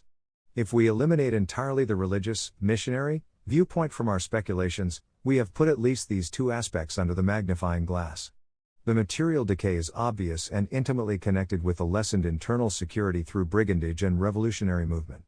Yet it might be argued that, had the Portuguese handed Java over to the native princes instead of to the Dutch, this return to local, native, government then and there, in the 17th century, would have been quite sensible. In the meantime, however, the globe entered a period of westernization, and political independence in the 20th century means joining a more or less westernized society of nations. For this task the new ruling groups, classes, and cliques are not really prepared, the masses, obviously, even far less so. Whatever our view about the United Nations, and it is indeed a rather dim one we have to take, it is based on a Western concept: international trade, stock exchanges, currency regulations, the world of diplomacy, international traffic, cooperation between police forces, disease control and sanitary laws, international scientific bureaus and educational systems. All these are Western. The Sultan of Yogyakarta on Java in the 17th century could easily have taken over after a Portuguese evacuation of his domain, reassuming local rule with few outside contacts. Today the birth of a new nation means facing the entire gradually westernized globe with its institutions and currents and cooperating with it. And for this dangerous existence in a strange world the new nations were and are totally unprepared. The damage done by present-day anti-colonialism, American or other, is enormous. It will take a long, long time until the ill effects of this premature birth will disappear. Countries such as Haiti, Bolivia, or Guatemala to this day are suffering from their acquisition of freedom which took place a century and a half ago. Will they or the new batch of emerging nations ever recover? Or will they, like a baby, crippled in the process of birth, suffer from it all through their existence? Chapter 19. The New Left. To begin with, the New Left is not so very new and it is not genuinely left either. Its existence, however, cannot be understood without a knowledge of the leftish soil in which the new plant started to grow. Furthermore, this newcomer on our ideological scene must be viewed as a reaction against our present profoundly left-influenced culture and civilization. Here we also have to face the fact that much of the New Left's critique of our way of life is, unknowingly rather than knowingly, copied from conservative sources. Finally, one can only fully comprehend the New Left if one realizes that it happens to be tied in with the student movement, the academic unrest, as well as with the worldwide disillusionment with the classic left, which by now is morally bankrupt. Moral bankruptcy, unfortunately, causes physical decline only in the very long run. In its refusal to yield to the right, the New Left, moreover, shows us its profile against the background of all the many gruesome failures of the leftist movements, the leftist establishments which have accumulated in the last 200 years. Yet it is equally certain that the New Left cannot take over the receivership, the inheritance of the great leftist drive because it offers no real alternatives. Unlike genuine leftism, it has produced neither a coherent ideology nor a concrete utopia. It offers criticisms but no real answers. Let us first look at the geographic origins of the New Left. In 1918 we have grave political disorders at the University of Córdoba in Argentina. The year 1918 was bad and Córdoba has bad memories. The Córdoba massacres in the 1820s mark a low point in Argentine history, a low point not so easily overcome. After 1918 the disease spread in a northwestern direction, reaching the oldest university of the Americas, San Marcos in Peru 8 years afterward. Under the leadership of young Victor Raúl Haya de la Torre, later to become the leader of the leftist APRA, the students succeeded in forcing the authorities to grant them co-management, co-gobernation. This thoroughly ruined the university, which to this day has not overcome either ideologically or academically, this particular shock. After World War II the anarchical student unrest gripped Japan, where all authority had been gravely shaken by utter defeat. The virus then crossed the Pacific again and affected the third seismic area, California. From there it was carried to the eastern United States and then made its appearance in West Berlin, the European point of infection. This is not surprising because West Berlin has no conscription laws and thus became the haven for draft dodgers from the Federal German Republic. The student rebellion then quickly spread to Frankfurt and from there to Paris, Rome, and Madrid. There are good reasons for this development which, so far, has spared the Nordic countries from England to Finland. In Latin America we have not only the Catholic faith with all its anarchical implications but also the specific irrationalism of that part of the world which had been so cleverly described by Count Kaiserling, the emphatically emotional way of life determined by Ghana, by disposition and indisposition, by likes and dislikes rather than by logic, reason, and planning. If we recall the terrible words of the deeply disappointed Simon Bolivar about his countrymen, we can well understand how the New Left came to have South American origins. The Japanese student troubles, started by the Zengakuren, followed upon a total breakdown while the American disorders had a rather different character. Certainly the steady decay of authority is a natural phenomenon in a gradually democratized society when parental authority, as the last stronghold, slowly vanishes, but there are also other and probably stronger factors which will be dealt with presently. The German infection is not at all surprising in view of the fact that Western Germany is the most Americanized country in Europe, the country where the experiment of leftish re-education and indoctrination had been carried out with the greatest intensity. As a result, the American imported New Left could quickly strike roots, and this all the more so as the three most important New Left ideologues had lived as German refugees in America: Theodor W. Adorno, Max Horkheimer, and Herbert Marcuse, who alone stayed on in the New World, whereas Adorno and Horkheimer returned to their native country. Viewed from a biological angle, the New Left movement is carried largely by the young, but its original minds belong to men of an advanced age, to a European generation which has become successively disillusioned by Wilhelminian grand bourgeois Germany, the Weimar Republic, Nazi totalitarianism, Stalinist communism, and the materialistic society of consumers. Having been formerly on the left, and often still publicly professing to be so, they have seen all their gods fail, all their illusions destroyed. None of the three could or would deny their original leftist outlook. Yet it was far more young Marx, the frustrated artist, the libertarian, the herostratic visionary, than old Marx, the inverted commercialist, who inspired them in their thinking. At the same time, their vision remained riveted on freedom, and this, without their ever openly and directly admitting it, put them into the neighborhood of the anarchists rather than of the communists. Their criticism of bourgeois society is perhaps even more savage than that of the deep-red Marxist, and it is more sincere, more to the point, because Sovietism is essentially petty bourgeois and bureaucratic. It has no affinity with the bohemian, the artist, the intellectual hungry for originality, the free peasant, the aristocrat. Marx's lasting enthusiasm for the working class was due to his belief that within the framework of bourgeois society the factory hand would be condemned forever to a life of misery and eternal bondage. He never realized, as Marcuse, Adorno, and Horkheimer did very clearly, that modern technological society, with or without exploitation, could even provide the working man with a middle-class existence, with a great deal of security, a modicum of luxury, a minimum of work. Though revolutionary at heart, the New Left had to abandon its innermost hopes for a revolutionary rising of a no longer existing proletariat now integrated with all its material interests into the process of production. In addition, no modern industrialist wants merely to exploit his workers, they should be happy, well-paid consumers. The utter inanity of Marxian economics is now evident, and thus the person who is first and foremost a revolutionary and merely seeks for a rational excuse, an intellectual overstructure, to preach the overturn of the existing order, has to look in other directions, toward other social layers to whom to preach the revolutionary gospel.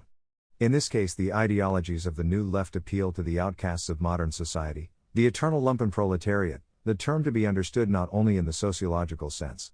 The call for destruction without any constructive or even utopian blueprint is also somehow in keeping with the spirit of our fast-living time, which quickly forgets the past and shrinks from looking to the future, described no longer by the Bellamys, but by the Huxleys and Orwells, hence also the reluctance to have any or many children.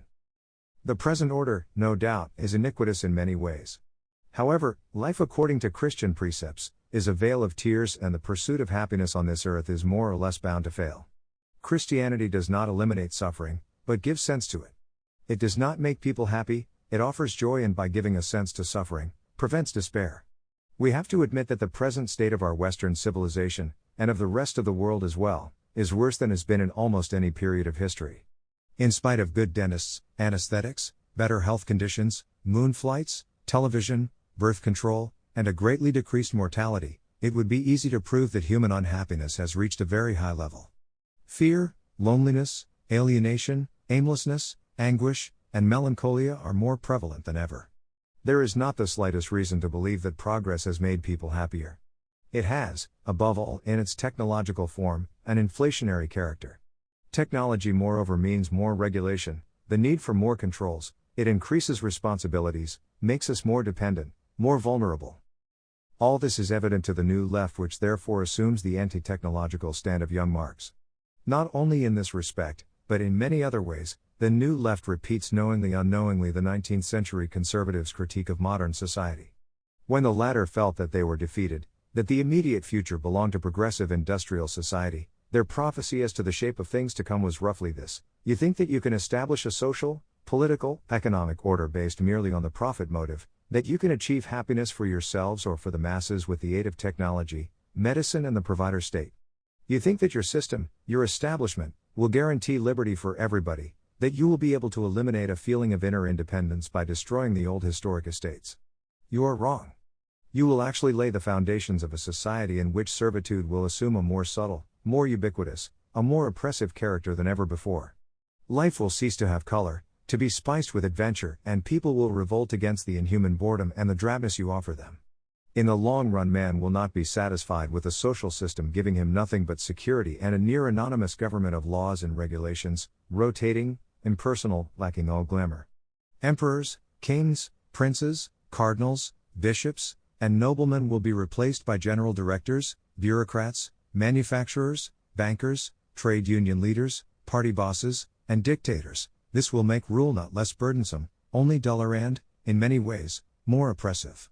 Young people especially will rebel against an order based on the counting of noses, an order giving them nothing to live or to die for.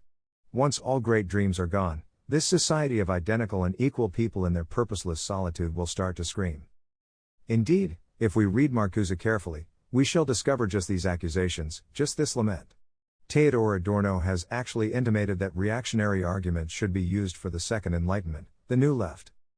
Yet, as was to be expected, the masses, especially the working class, could not be won over to the New Left because, as its ideologues fully realize, the wage earners have at long last achieved middle-class living standards, and are not, and never will be, prepared to sacrifice them to some rather sophisticated doctrine without practical aims and material rewards. Marxism could be popularized, the New Left with its sophisticated intellectual somersaults cannot. The worker, as we said, has been totally assimilated by the industrial machine, which might offer him extremely monotonous work but at least feeds him well. The financial interests of workers, management, and investors are, in fact, identical: a maximum of production, an optimum of sales. The more moderate New Left had unforeseen experiences with the young generation. It was only a question of time until, thanks to the innate radicalism of the young, old sorcerers' apprentices would find themselves first isolated and then ridiculed as timid innovators lacking the courage to draw the final deductions from their daring premises. No wonder Professor Marcuse was lambasted and shouted down at an international student congress in Rome by Daniel Cohn-Bendit, the French-German student leader, and that Theodor Adorno was indirectly murdered by his followers. In one of his last lectures at Frankfurt University, a number of female students stripped to the waist and tried to kiss the dazed scholar, who fled with tears in his eyes. To the press he declared that this, indeed, was not the evolution he had hoped for, that his aims and ideas had been completely misunderstood. A few weeks later he succumbed to a heart attack in Switzerland. The third founder of the New Left, Professor Max Horkheimer, a particularly close friend of Theodor Adorno, has since been moving in another direction. In an interview he declared that man can be properly understood only by taking his transcendent character into account, and that we have to return to theology, a declaration which caused shrieks of indignation from pious agnostics and atheists. Yet, regardless of whether we look at the founders or at their undisciplined and even more confused disciples, the fact remains that the New Left no longer is basically left, it rather represents an inverted mental product of the old left plus a number of rightist vistas, though not enough to make it a rightist movement. It is anti-conservative inasmuch as it rejects and fights the existing order, the establishment. Yet rightism is not conservative either in a strict etymological sense, since, after all, the present is largely leftist-inspired. In fact, as we shall see later, conservatives are not always bent on preserving whatever exists, they are, in a basic sense, far more evolutionary, far more nonconformist than either the old or the New Left. What the New Left has in common with the rightist outlook is only a critique, the critique of the materialist, technological identitarian consumer society dominated by anonymous forces. Nevertheless, mere analogies do not determine the essence of a movement or a political social philosophy. The Nazi Third Reich was a provider state, Sweden and New Zealand, too, are typical provider states.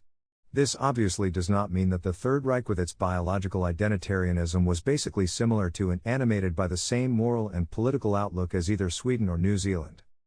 If we now ask why the New Left has not developed a constructive program, a blueprint, a utopia all its own, we find several reasons. We already alluded to the fact that mankind today is not futuristic and that the typical New Lefter lacks all family sense, all generational vistas.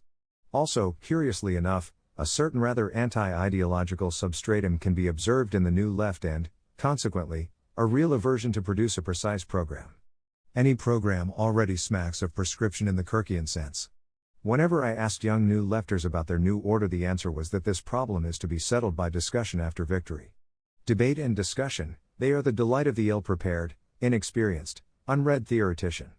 Talking to a group of Catholic Bolivian students of the New Left persuasion about their vision of a new Bolivia, I found that their only immediate aim was the destruction of the entire old order. Unpleasantly winking, they told me that it would not be difficult to occupy the waterworks of the city of La Paz, as well as the electric plants, and thus force the surrender of the capital. And what if the government was not going to yield? What about the 400,000 inhabitants? Would they not have to leave the city? What would happen to the hospitals? The insane asylums? The homes for the aged? They could not have cared less. Liberation always has a high price. And the new order? That would be debated, discussed. The whole student movement from Tierra del Fuego to Tokyo and Berlin is characterized by the short-sightedness and the cruelty of youth. To be sure, certain external reasons made this large-scale rebellion altogether possible. In many parts of the world a degree of prosperity reigns which most of us have not become used to. Before World War II, students had to study very hard and frequently also to work. Today they have parents willing to shell it out for them. And this all the more so, as these have abdicated morally and intellectually. Whatever their conviction, they frequently see in the left the wave of the future and thus are afraid, unprepared, and unwilling to criticize the views of their enthusiastic progeny. Not only have they, without any true religious convictions, parroted the precepts of Christian ethics, often paying mere lip service without living up to them, they have also failed politically. In America, the generation of the parents and grandparents died on battlefields all over the world only to usher in an age of deadly fear of an atomic World War III. In Germany, one grandfather has betrayed the Kaiser, the other the Weimar Republic, the father Adolf Hitler. The young men in Germany have become, in the words of Armin Mohler, Die Richterknaben, the boy judges who sit in judgment over their fathers. An analogous situation exists in Italy, Spain, France, Japan, and Austria. And now these rather despised but prosperous fathers tend to buy the affection of their offspring with permissiveness and hard cash. Thus the young generation of the middle and upper classes is given freedom when they are most in need of guidance and authority, and the means enabling them to loaf, demonstrate, and smoke pot rather than study and work. Without strong ideals, religious or other, young men and women of considerable vitality will almost automatically become rebels without cause and, if imbued with purely negative and critical ideas lacking a concrete aim, they will surrender to purely destructive instincts. Vandalism and nihilism of a physical or intellectual order will be the result. This goes hand in hand with a process of depersonalization. Eros is replaced by mere sex, and the debasement of sex assumes a cardinal role in the new left philosophy. By destroying taboos, it strikes at the very roots of life. The negation of all ties ends in promiscuity, in a flight from life through drugs, and in a consuming hatred for every form of organic existence. Nihilism is diabolism, since everything created by God or man has a positive value. Satan thrives on nothingness, on not being. Old classic leftism likes to destroy, but only in order to replace memories of the past with a vision of the future. It aims at the establishment of a cast-iron order, at symmetry, at monolithic sameness. The young new left, on the contrary, delights in disorder and chaos. An authoritarian person might be neatly dressed and scrupulously clean, whereas the typical representative of the new left loves sloppiness, informality, and the reflection of his mental disorderliness in his appearance, in his entire way of life. His parents worship the golden calf. He venerates the golden swine. The new left represents the left's suicidal conquest of the children of the so-called exploiters. It is suicidal because the young bourgeois who turns to the new left is no more a genuine leftist than an albino in the central Congo is a white man. The authentic left might occasionally use the destructivism of the new left as an aid in the struggle against the forces of reaction, but it will always be highly suspicious of its progeny because it retains a live memory of anarchism, its old competitor from the days of Bakunin, Kropotkin, Ravacle, and Dieudonné. The new left has shown that it can successfully disrupt, that it can gravely upset, if not all but paralyze the public order. In May 1968, the revolutionary efforts of the new left made a strong bid for the cooperation of the French working class, but failed, except in a few isolated cases. However, the fact remains that France, as in May 1958, was again within inches of a military dictatorship, the army having been ready to act if the near-revolutionary riots had not stopped. The Communist Party was put on the spot. Neither daring to disavow the young completely nor to side with them openly since they subscribed to a law and order program of their own, the Communists found themselves between the devil and the deep sea. And, at the same time, there arose among the masses a feeling of silent but furious opposition against this new menace, and it was not long before the right triumphed at the elections. The same reaction could be observed in other countries. During the grave Frankfurt riots, wives of workers were seen hitting the demonstrating students with heavy umbrellas and shouting, "Go back to your university and study. After all, we're paying for it." They knew that almost none of these students were the sons and daughters of working men who, if they make the grade, study very hard, and do not want to endanger their scholastic progress. Alfred von Thaden, leader of Germany's national authoritarian NDP, declared that he knows how to deal with rioting students. He would send 2 brigades of hardworking, tax-paying factory hands to the respective universities to clean them up. A significant thing happened in Italy. Pier Paolo Pasolini, a leading communist poet and movie director, wrote a piece of poetry which might almost be called an ode to the police, in which the author sides with the forces of order, sons of workers and peasants, after all, against the sons of the fat bourgeoisie who attacked and vilified them. In other words, the student revolt of dirty, bearded, well-heeled quarter intellectuals might evoke, and is in the process of evoking, something very close to a fascist reaction in the lower classes. Over in Vietnam, among the young men in the armed forces, one can already observe the steady rise of such sentiments. They feel literally betrayed by those young men and women whose parents can afford to send them to colleges, to graduate and postgraduate schools to escape conscription. But, instead of keeping mum and lying low, these draft dodgers impudently try to play the role of real saviors of humaneness and humanity. Once they have seen the ghastly horrors of Viet Cong atrocities, the American soldiers in Southeast Asia, certainly a rough, sometimes even brutal crowd, know the political scores on this globe infinitely better than the screaming and shouting bearded spooks back home, who display their heroic virtues only in face of defenseless college administrators or nearly defenseless policemen. They may yet achieve their immediate aim, i.e., to bring down American, or European, universities to the level of the Latin American ones which started so much of the trouble. But, oddly enough, our saviors forget that man is a dialectic creature and that their actions provoke reactions. These reactions might be made much worse than whatever caused them. Many countries today are dangerously near to the same spot Germany was in 1932, in spite of a lack of well-organized nationalistic mass movements. The similarities are ominous, to say the least. It is touching to see how the New Left, a romantic movement not so unlike the one that carried young Marx, is engaged in a cult of heroes.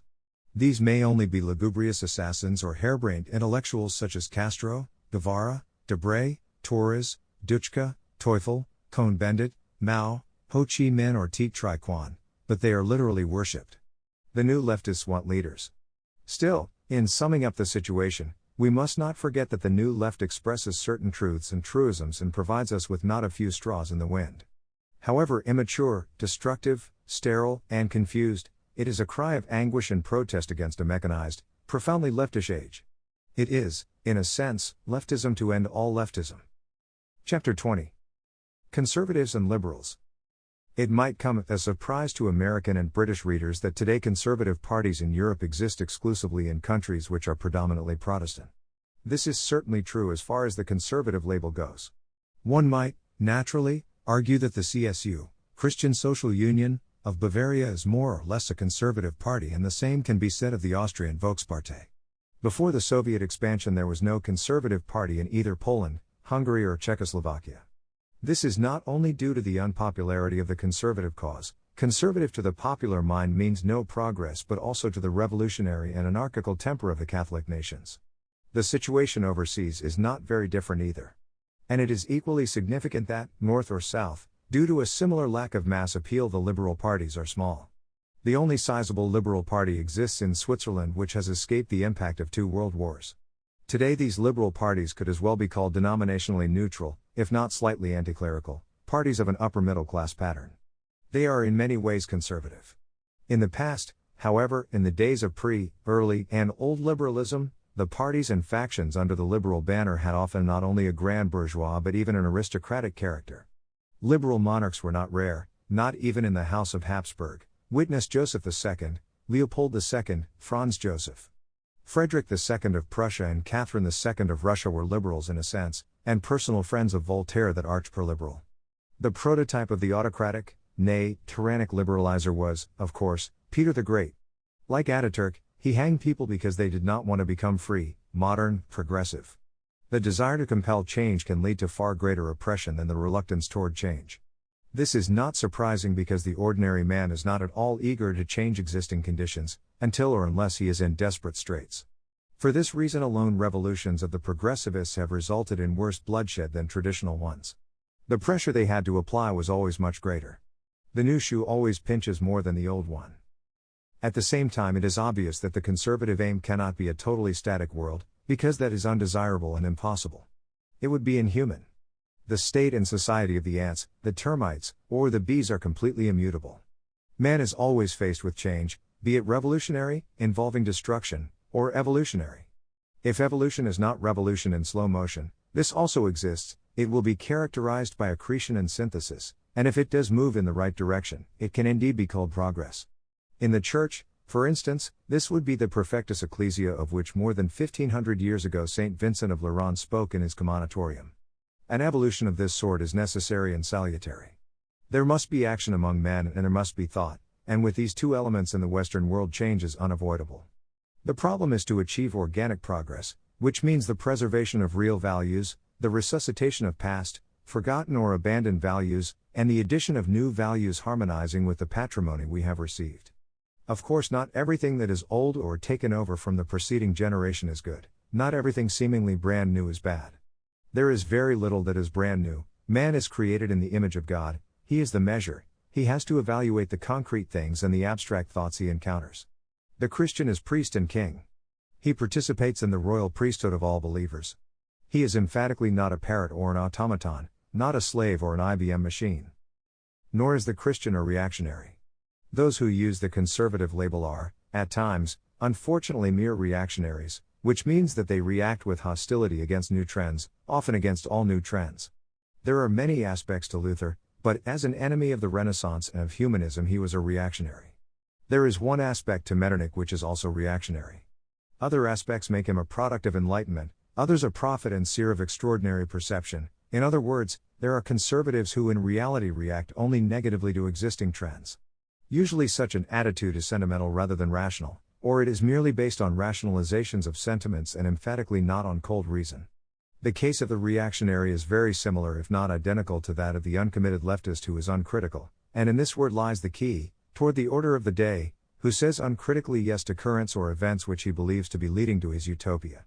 Sometimes he cheats and adjusts his utopias to the straws in the wind. In other words, the reactionary is a no-man and the non-Marxist leftist is a yes-man. This is the reason why I personally prefer the reactionary as a representative of his a yes-man. This is the reason why the human race to the leftist, the liberal in the debased and perverted American usage. I respect more the man who wants to swim against the stream than the one who is determined to ride the wave of the future. After all, he who wants to reach the sources has to swim against the current. There is always something honorable in swimming against the current, even if it is quixotic. I also find somewhat more reasonable the man who looks backward, into the known, than the one who pretends to know all about the future, which is unknown and, except for the seer, unknowable. I consider more rational the person who clings to existing foundations or to a cellar than the man who tries to climb roofs over non-existent buildings.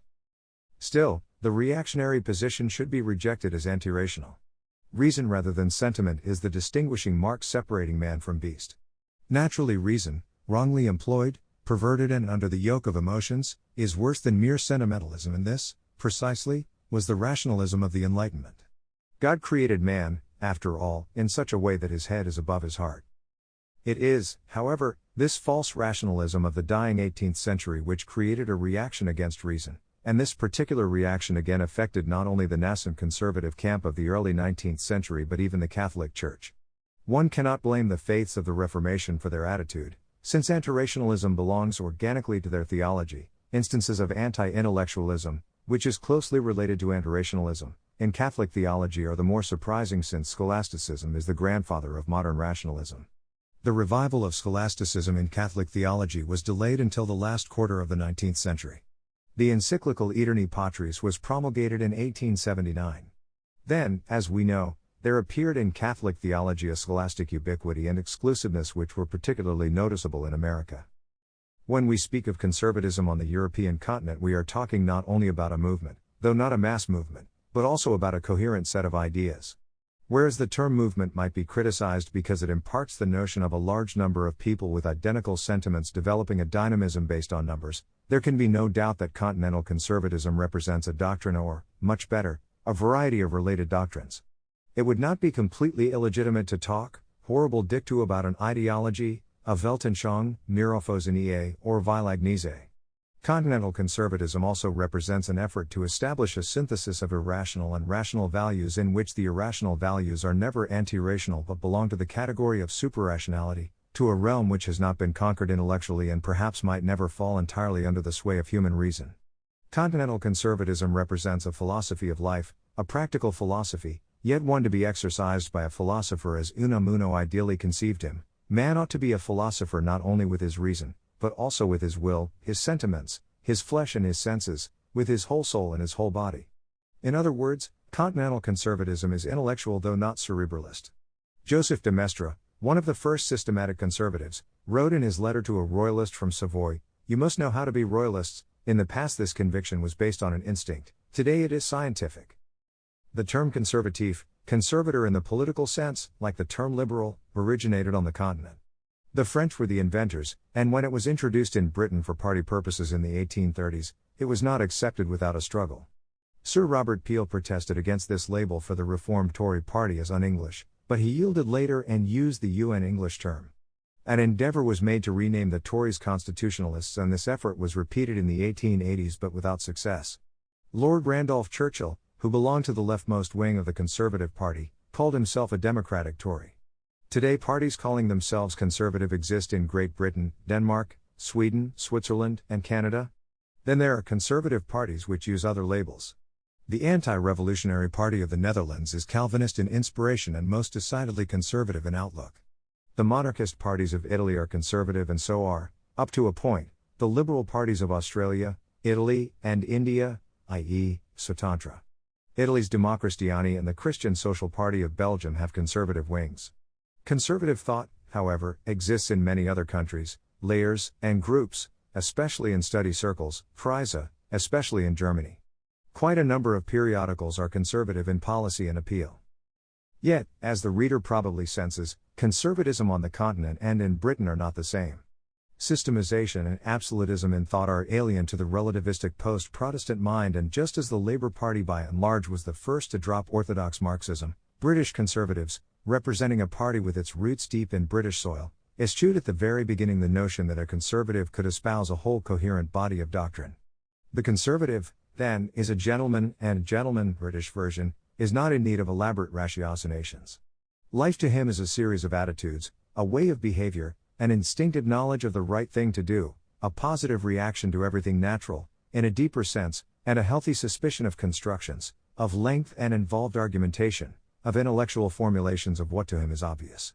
Needless to say, there is much that is aristocratic about the British conservative, much that Britain consciously subconsciously inherits from Greek Kallikagathia.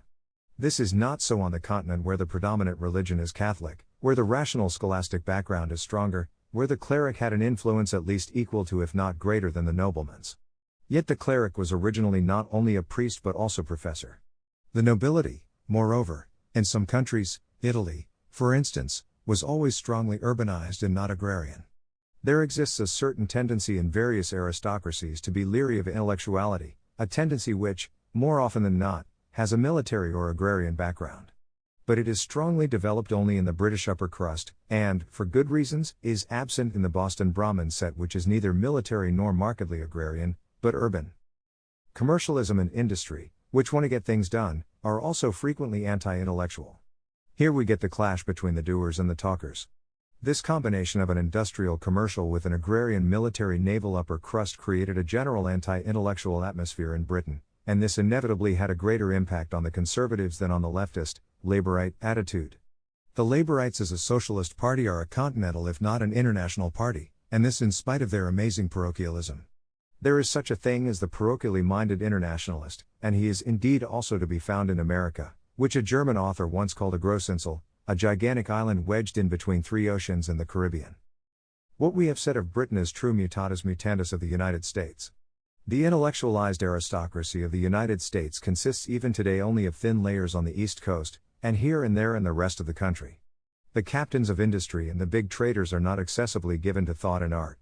Therefore the intellectual life of America gets little human, little moral, though often a substantial material aid from them, and, unfortunately, they do not often reflect whom and what they are supporting. The result is that intellectual and artistic life in the United States is not tied to conservative thought, and conservatives until very recently were not overly interested in intellectual and artistic affairs. All this had nothing to do with the totally fallacious concept of the young nation which allegedly has to mature in order to develop a dynamic intellectual and artistic life. Luxor, Karnak, Mohenjo-Daro are young, the Acropolis is older, present-day American culture and civilization, as an integral part of the West, are very old because they have such a long prehistory. An Oxford Don, just like a long-haired American professor, is always in danger of appearing as a funny figure to his countrymen. A professor of the Sorbonne, on the other hand, until recently was a demigod, a member of the French Academy a god. And the son of a Ruhr industrialist who is a self-made man will consider it natural that he study to become a doctor Utrius Juris, doctor of civil and canonic law. The obsession with la pensée, les lettres et les arts in France is just as great as the preoccupation with Kultur in Germany or with Kultura in Russia. Since the intellectual will always have a natural inner leaning towards systemized thought, the continental conservative will tend in the same direction. In other words, he will be an ideologist. This term, by the way, has been coined by Napoleon, the devoted empiricist, thus it would not be surprising to see a German book called Die Weltanschauung eines Conservatives, whereas it would be rather odd to find one entitled The Conservative Ideology written or published in America or Britain. Here let us return to our question, is there really a basic difference between Anglo-Saxon and continental conservatism? And if the difference is not so marked, are we faced with two ideologies, one systematic and the other loosely constructed?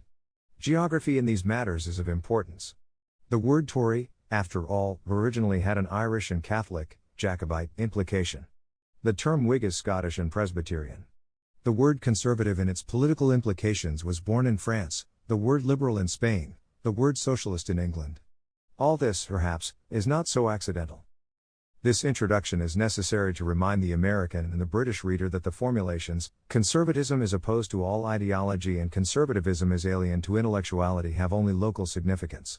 From these formulations to John Stuart Mill's high-handed declaration that the Conservative Party is the stupid party, the distance is not so very great. Conservatism on the continent was based on disciplined thought from the start.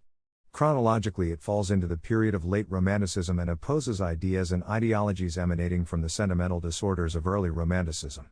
Its opponent is the French Revolution, including the Napoleonic aftermath, with its egalitarianism, nationalism, and laicism.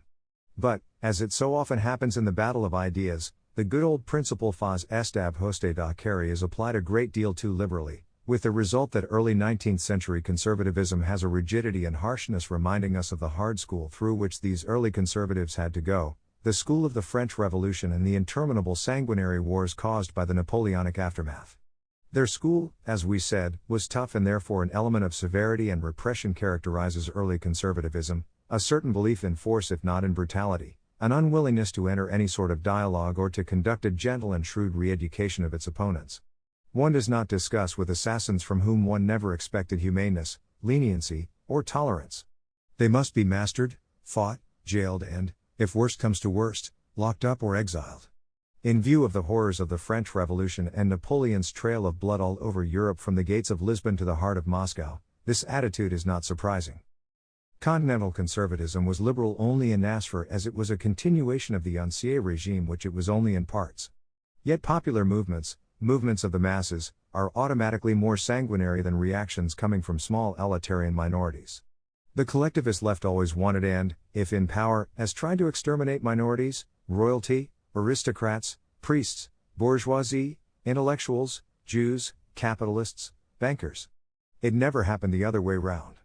There never has been an attempt from the most fanatical reactionaries to exterminate workers or farmers. And something similar is true of verbal warfare. There exists a whole polemical literature charging minorities with every imaginable or unimaginable vice and describing in detail their evil character. Yet who would dare to denounce the character of one's own country's entire working class? Or its peasantry?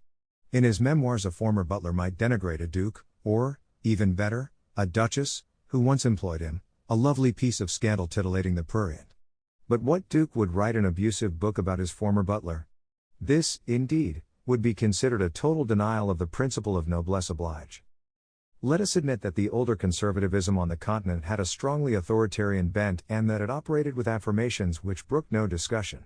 Much of conservative thought had been stimulated by Edmund Burke, whose speeches and letters had been translated into several languages, but this Whig infusion did not generate much flexibility. The idea that one could rule fruitfully, effectively and efficiently through an executive of policemen, gendarmes, informers, and jail wardens was, let us admit it, pretty widespread. This is the way Metternich was running Central Europe. Foreign armies intervening to crush local revolts did the rest. Yet early conservatism, we must bear in mind, was only authoritarian, it was never totalitarian. Its weakness was that the pendulum had turned, the image of man was no longer Russellian. Europe had practically gone back to Calvin without having stopped at St. Thomas Aquinas. Unfortunately, as we see, the worm of reaction was at work in early conservatism. It was unfriendly to popular representation in many forms and had a bias against republican forms of government under almost any circumstances. Thus the Congress of Vienna, which strongly reflected conservative feelings and views, transformed the Dutch Republic with its hereditary stateholder into a kingdom, reuniting the two constituent parts of the Netherlands which had been separated since 1579. The old Italian aristocratic republics of Venice and Genoa were incorporated into neighboring countries, and the only remaining independent republic in Europe was Switzerland.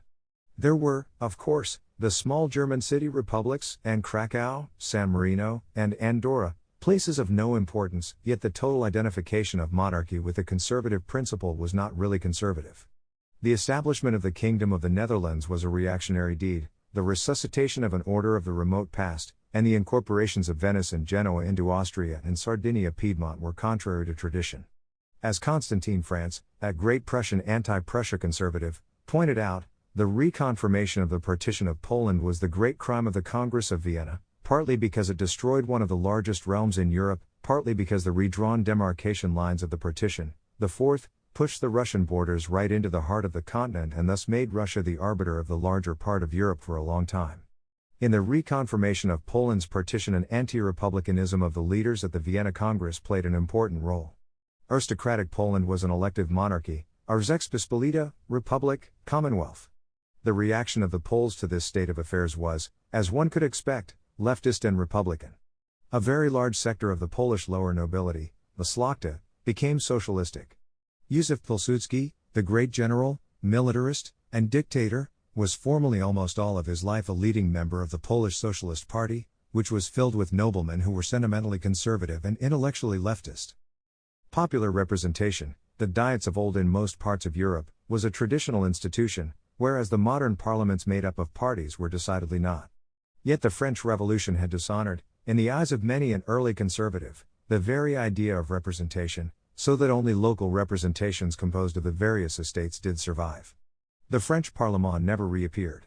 As a result, we see that the early conservatives had cast their lot with the absolute monarchy, and this Gerlach, a great conservative, called quite rightly the revolution from above. In other words, the early conservatives conveniently forgot that mixed government and not absolute government is the great Western political tradition. The conservative concept of monarchy envisages the king in a dialogue with the people whom he patriarchally, but not paternalistically, treats as his children, but as adult children and not as minors. The trauma caused by the howling mob of Paris had gone too deep. Yet the early conservatives were anti-nationalistic, and in this respect they had reacted in a very healthy way against the nationalism of the French Revolution, this mass outbreak of ethnic identitarianism. French, ethnic, nationalism had provoked German nationalism, and nationalisms fostered also by German Romanticism, Herder, sprang up in every nook and corner. People speaking the same language now wanted to live in one country under one government, as nation une et indivisible. Against this Herdist outbreak Metternich reacted as violently as the Hohenzollerns, Frederick William III, and Frederick William IV. This new nationalism of a leftist character was rampant among the German students who were also enthralled by democratic and republican ideas. These young men, who had in many cases fought against France, now proved that they were taken with identitarian, with leftist ideas, though not quite as much as their former enemies. And the way conservative governments repressed their movements showed that even these leaders had been affected by the tyrannical spirit of the French Revolution. Force called for force. In purely human terms, the young German Republican-minded nationalists merit our sympathies. They sensed, as the supporters of leftist movements always do, the dawn of a new age. They had that juvenile enthusiasm for turning a new page in the book of history. The fate of a man such as Karl Ludwig Sand, the student who murdered A von Kotzebue, seeing in that German playwright the worst enemy of nationalist-minded Germandom, is very moving. There can be little doubt about the idealism animating these young Germans at that time. Yet we should not forget that these currents, which Metternich and his collaborators tried to suppress and eradicate, led to a very evil evolution at whose end we can clearly see the big leftist movements of our age, socialism, communism, and above all National Socialism, which, naturally, saw in the nationalist movement of the post-Napoleonic period one of its spiritual ancestors. A typical representative of this new nationalism, of this leftist ethnic collectivism copied from the French Revolution, was Friedrich Ludwig Jahn, who developed mass calisthenics in Germany, which he called Turnen. He also inspired a fanatical notion of Germanism. Jahn invented an old Germanic costume, and during the Prussian-Austrian-Russian occupation of Paris he walked, lonely, furiously, aggressively through the streets of Paris with crossed arms and his long hair falling over his shoulders. He tried to climb the Arc de Triomphe to knock the tuba out of the hands of the symbol of victory. Inside Germany, this very popular man waged a one-man war against the French language, and declared that for a young girl to learn French was just as wicked as to become a prostitute. This very popular demagogue was later arrested by the Prussian authorities, jailed for several years, but acquitted in a public trial. Jark, the great Prussian Austrophile, comments very rightly on German nationalism, especially the type fostered by Jahn and Arndt, as an imitation of French patterns. He also hinted at the possibility that the Slavs, in turn, would copy the Germans, as indeed they did. The German calisthenic associations, Turnverein, with their rhythmic mass performances and their nationalistic choral singing, found enthusiastic imitators among the Western Slavs whose Falcon Leagues, Sokol, were nationalistic, democratic, and socialistic in their ideology. The Sokol Slets, Falcon Flights, gigantic mass performances in Prague, Zagreb, Laibach, and Belgrade, were later taken over under new names by the communist masters of these countries. Their identitarian character is most evident. The individual appears merely as a cog, as a constituent part of a whole, pronouncing identical words, making identical movements and performances which aim to overwhelm by their size. Ethnic nationalism, as the early conservatives saw very clearly, would destroy the whole fabric of Europe and would even act as social dynamite because in many areas the ethnic units, though mixed, still represent specific classes. In a place such as Brunn, capital of Moravia, a typical example, the burgher class was solidly German and only the lower social layers were Czech. Now, with the rise of nationalism, replacing the geographic and dynastic patriotism of an earlier period, they viewed each other with a twofold hostility. In East Central Europe we encounter situations where class, language, and religion form a triple pattern filled with explosive possibilities. In their anti-nationalism the early conservatives were certainly right. They were less right, however, in their gradual acceptance of another evil gift of the French Revolution, conscription. This institution rests on the democratic notion that everybody has the same rights. And people who have the same rights have the same duties. Taine spoke about the French citoyen who held in his hand the ballot and therefore was burdened with the knapsack. Militarism, as an ism, was really born with the French Revolution, and it is evident that, if a major power introduces conscription, its neighbors, in self-defense, have to do the same. Luckily, Britain, protected by her fleet and profoundly liberal, had to introduce conscription for the first time only in 1916. With this new order ended the era of the old-fashioned cabinet war, a war between mere governments employing armies of volunteers who fought for money. These mercenaries were professionals who liked soldiering as a career and usually picked a good general.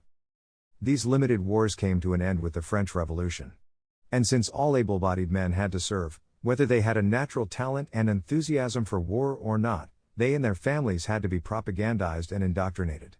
Now nation was pitted against nation, not merely government against government. This new concept of total war was the natural result of the two totalitarian trends toward democracy and toward identitarian nationalism. Another democratization and escalation of warfare took place in World War II when not only civilians were massacred from the air, but also non-combatants were encouraged to attack occupation armies.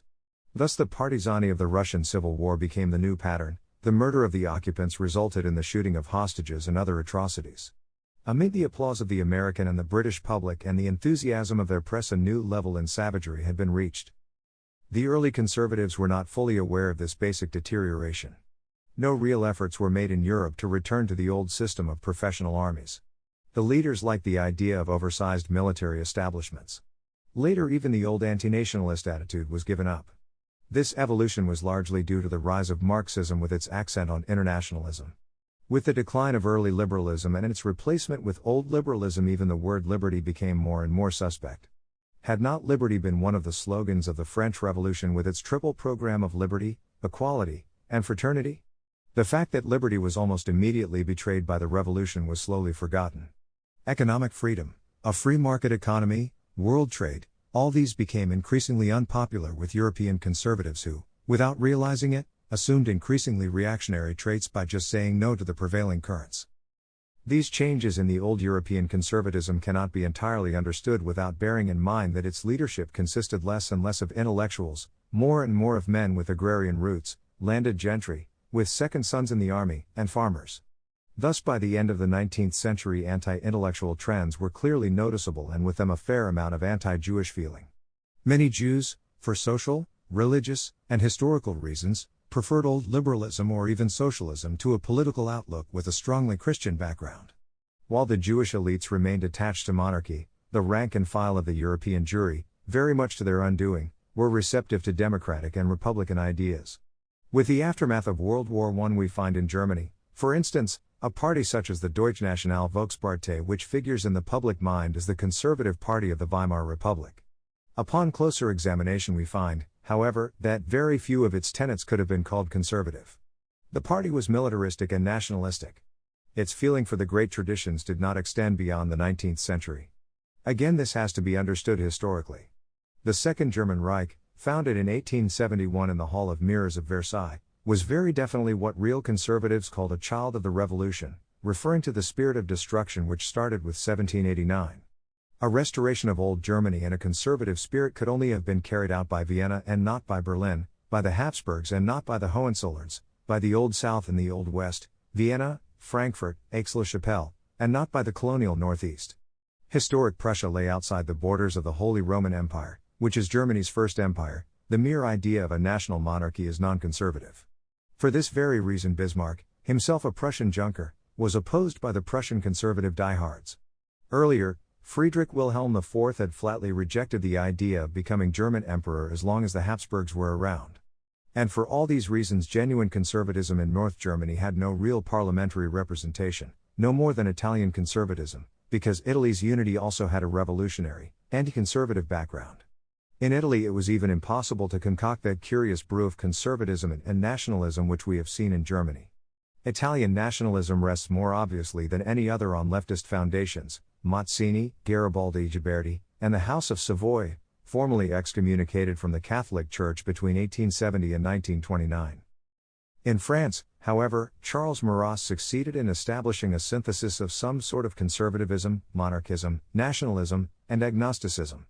It was only a matter of time until this weird concoction was condemned by Rome, and it happened in the pontificate of Pius XI.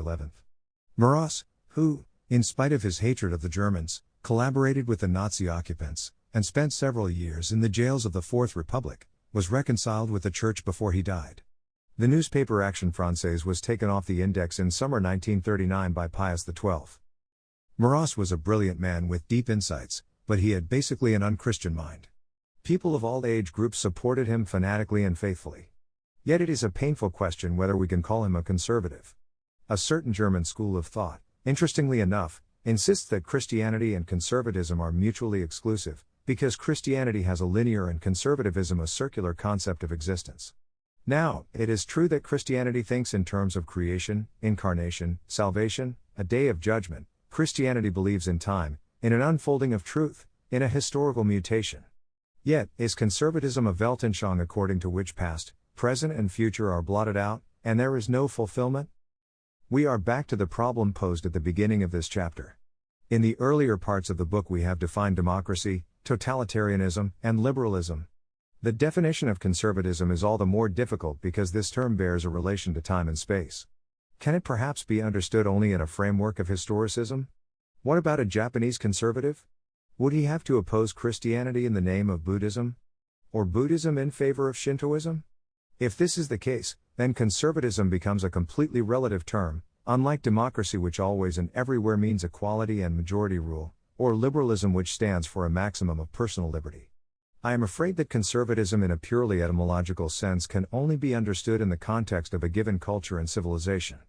If we, on the other hand, speak here about conservatism, we can only do so in referring to a set of values which are perennial in our Christian civilization, values which we want to conserve, which we want to defend not only because we like them, because they are congenial to us, but also we carry the deep conviction that they are true. And if they are true independently of time and space. Naturally, the true and beautiful, they are not necessarily identical, can appear in different outward forms. The Cathedral of Trondheim in Norway and the Cathedral of Mexico City are very different in form and expression. They were built in different ages. They have to be loved and respected across national boundaries. There are, on the other hand, limits to our worldwide acceptance of other values. A highly conservative Portuguese administrator in central Angola might advocate the building of a courthouse in an African style, but he will not respect the age-old tradition of sacrificing small children. Talking about conservatism in practical, programmatic terms, we must insist that we are talking about our notion of conservatism. As we have seen, the term itself is not a very lucky one. In Neues Abendland, a defunct German conservative review, the proposition was once made to use instead of the word conservative the complicated triple adjective Christian, liberty-loving, tradition-connecting, Christlich Freiheitlich traditions and upvend. One might argue that the middle term, liberty-loving, is superfluous because this postulate is implicit in the Christian concept of the person. Somebody might insist that for the sake of a more universal appeal Christian should be supplemented with Judeo-Hellenic, but the synagogue is implicit in the church. There is no New Testament without the Old and no Christian theology, no Christianity as we know it, without the Hellenic, Platonic, Aristotelian, and patristic background. It also might be argued that there were and are Jews who are conservatives without being Christians. It is surely significant that they were and are widely read in Christian writings. I am thinking here of men like Franz Werfel, Uriel Birnbaum, Martin Buber, Thomas Chojmoux, Hans Joachim Schoeps, Raymond Aron, Robert Aron. I am not thinking of the Jews who have become Christian and conservative thinkers.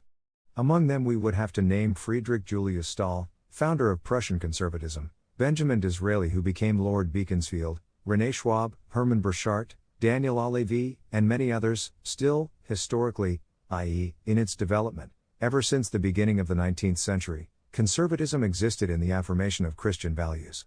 Even Charles Maurras, personally through most of his life an agnostic and a nationalist, was a fellow traveler of Christianity. Even the conservative Jews, as intelligent persons, know that, as a small minority they themselves have to refer to Christian semantics. Historically speaking it was, after all, an attack against the Christian order not by noble, but by ignoble savages that made conservatism necessary, primarily as a restatement of values under attack. In this sense, important to remember, conservatism is not an ism but the systematization and reaffirmation of the permanent values of Western culture and civilization. In the domain of social thought, early conservatism was strongly determined by two factors: the opposition against proliberalism and old liberalism, paleoliberalism, the opposition against deism and laissez-faire, as well as against Guizot's enrichissez-vous, which resulted in a very receptive mood for social reforms and a negative attitude against a far-reaching economic freedom. It is in matters like these that we can sense the American errors and misconceptions about earlier conservatism in Europe. There are others about the new conservatism. The old agrarian aristocratic leadership in conservatism demanded from the manufacturers that they should treat the workers in the same patriarchal way as they treated their house servants and frequently their agricultural laborers. In Sweden, socialists and conservatives often voted together against the liberals in these matters. The founders of modern Christian social thought are almost without exception members of the first two estates. Baron Wilhelm Emanuel von Kettler, Bishop of Mayenne, Count Georg Hertling, Baron Vogelsang, Prince Alois Liechtenstein, Count Janos Zicke, Vicomte de Villeneuve-Bargemont, Count Albert de Moon, Father Heinrich Pesch, S.J. Naturally there are exceptions, Frederick Laplace and the highly sentimental Frederick Ozanam.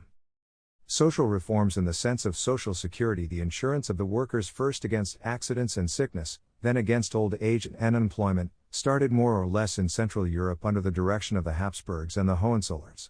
Conservative forces of a paternalistic character were behind these innovations. As a matter of fact, the violent dissent between William II and Bismarck, a national liberal, on the whole labor question led directly to the break between the two. There were, needless to say, also subtle personal reasons for dropping the pilot. Joseph A. Schumpeter in his Capitalism, Socialism and Democracy describes how William II, aided by conservative civil servants, von Berlepsch, Count Posadowski, inaugurated these changes. The monarchy, after having for a time given in to economic liberalism, Manchesterism, as its critics called it, simply returned to its old traditions by doing, mutatis mutandis for the workmen what it had previously done for the peasants. The civil service, much more developed and much more powerful than in England, provided excellent administration machinery as well as the ideas and the drafting skill for legislation. And this civil service was at least as amenable to proposals of social reform as was the English one. Largely consisting of impecunious Junkers, entirely devoted to their duty, well educated and informed, highly critical of the capitalist bourgeoisie, it took to the task as the fish takes to water. In retrospect we might say that these reforms were an error because the worker was treated as a child and his welfare was placed in the hands of the state rather than his own. But taking the conservative outlook of the fin de siècle in the early 20th century into consideration, the reforms could be expected as some sort of continental version of democratic Toryism. The American reader, in this connection must remember that royalty is distinguished from nobility, and that agrarian reforms might have the full backing of the crown. He also has to bear in mind that royalty and nobility are not by nature friendly to the plutocracy, that the nobleman on the continent dislikes the manufacturer and the banker, and, one should add, that the university has a position apart while the clergy was usually torn between populism and royalism. Today royalism is no longer a temptation. A large part of the clergy, including their theological inspirators, are hellbent on ingratiating themselves with their customers. Nor should one think for a moment that the Russian autocracy was hostile to the working class. In the absolute monarchy until 1905 there was no special love lost between the emperors and the manufacturers. Here the German case was repeated. Subjects, according to monarchist theory, are equidistant from the sovereign, who might socially attract aristocrats, or even plutocrats, to his court but might have a better political understanding with other layers.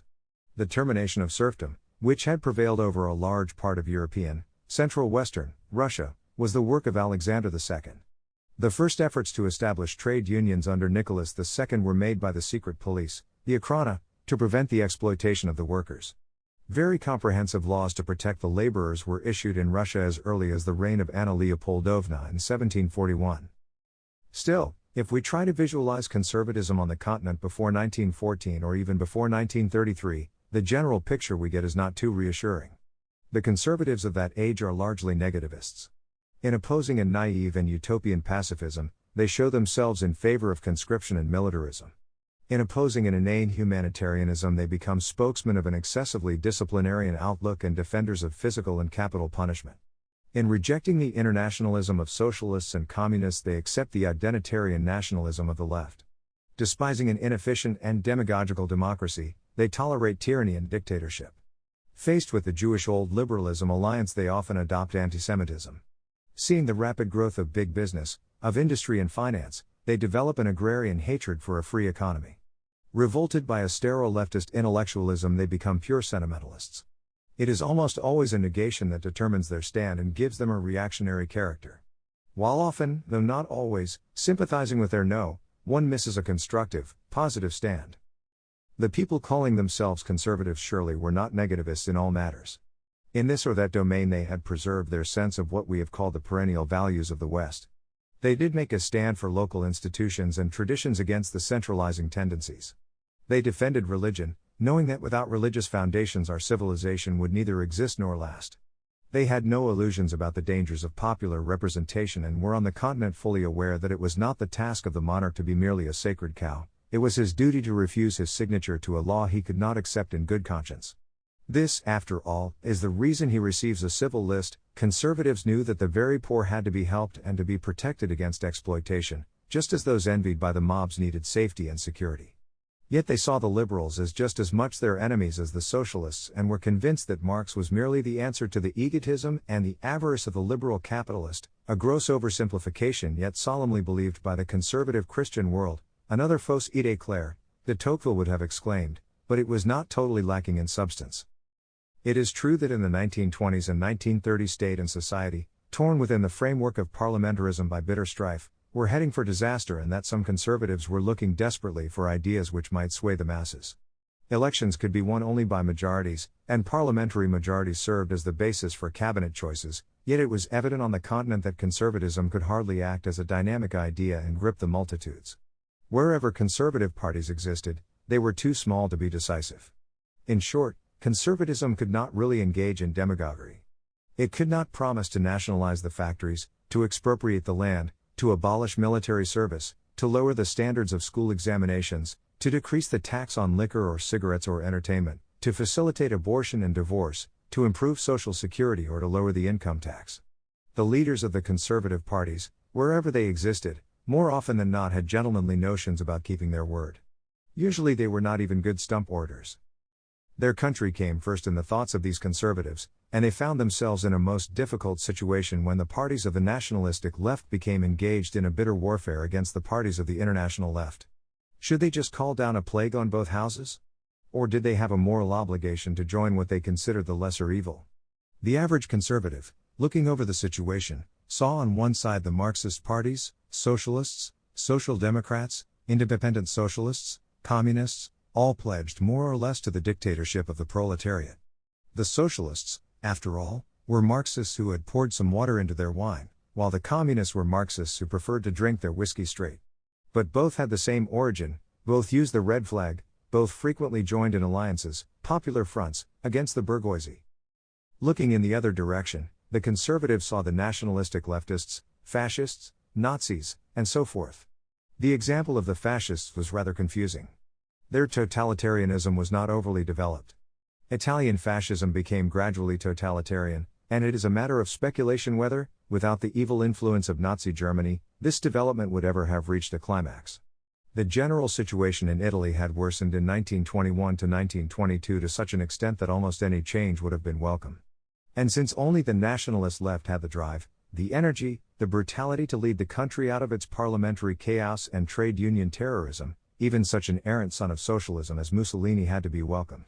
Only those who recall Italy's situation in the early 1920s will be able to understand today the embarrassingly often quoted reference of Pius XI to this man of Providence. Did an alternative to fascism exist? In theory, yes. The king, with the support of the army, should have established a provisional absolute monarchy. An authoritarian rule from above would have created a stability without inviting totalitarianism and the hubris of a dictator whose head is turned by power. Still, in a way, the Italian example paralyzed the resistance of conservatives against nationalist leftism and cast a spell of evil fascination upon them. Not that conservatives could have prevented its rise. Their small if not tiny parties were incapable of stemming the tide or changing the course of history, but stronger opposition or louder protestations could have kept their record cleaner. In Germany, the Deutschnational Volkspartei played along with Hitler willy-nilly. Herr Hugenberg, owner of the Berliner Lokalanzeiger, joined the Nazis in a parliamentary arrangement, the Harzburg Front.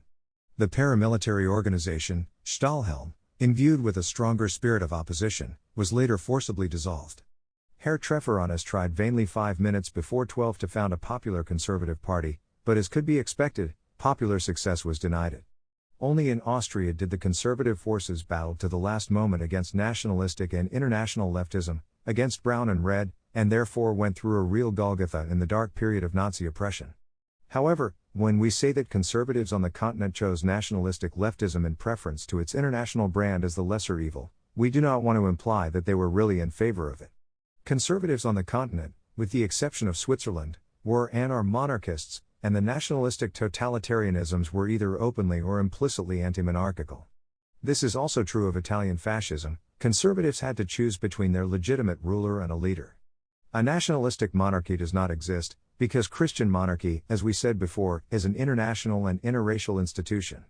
Conservatives are federalists, states' writers, and totalitarians are centralists.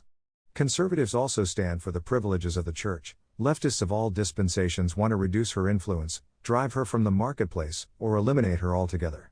Conservatives are diversitarian, totalitarians are egalitarian and identitarian. Conservatives are patriots, leftists at best are nationalists. Conservatives are traditionalists, leftists always want to make a clean break with the past.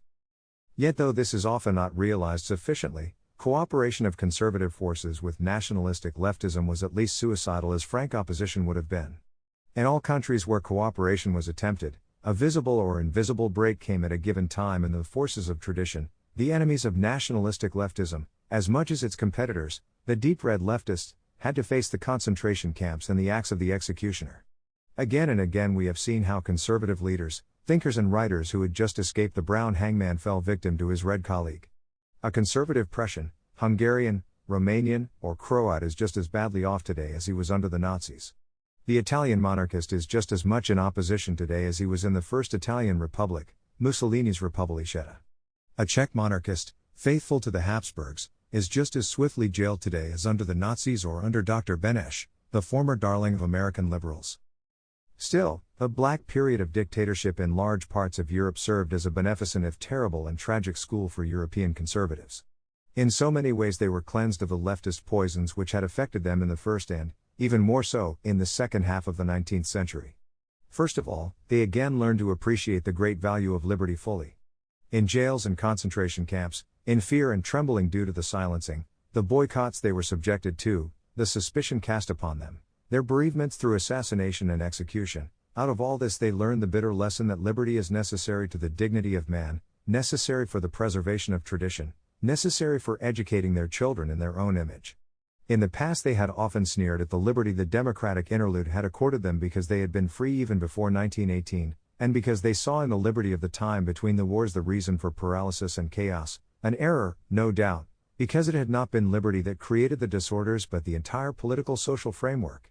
Now they realize that truth has the chance to be attractive in liberty only, because all suppression provides the halo of martyrdom, and truth aided by force loses its luster. An error shouted from a flaming stake has more power than the truth proclaimed by a public loudspeaker protected by a dozen gendarmes.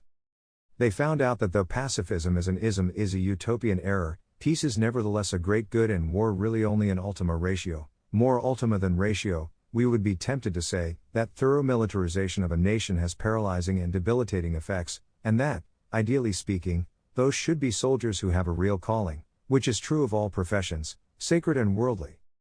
They found out that there is such a thing as Christian humanism and even humanitarianism, that there is nothing uglier than severity for severity's sake, brutality for brutality's sake, that the basic attitude of the Christian is one of love.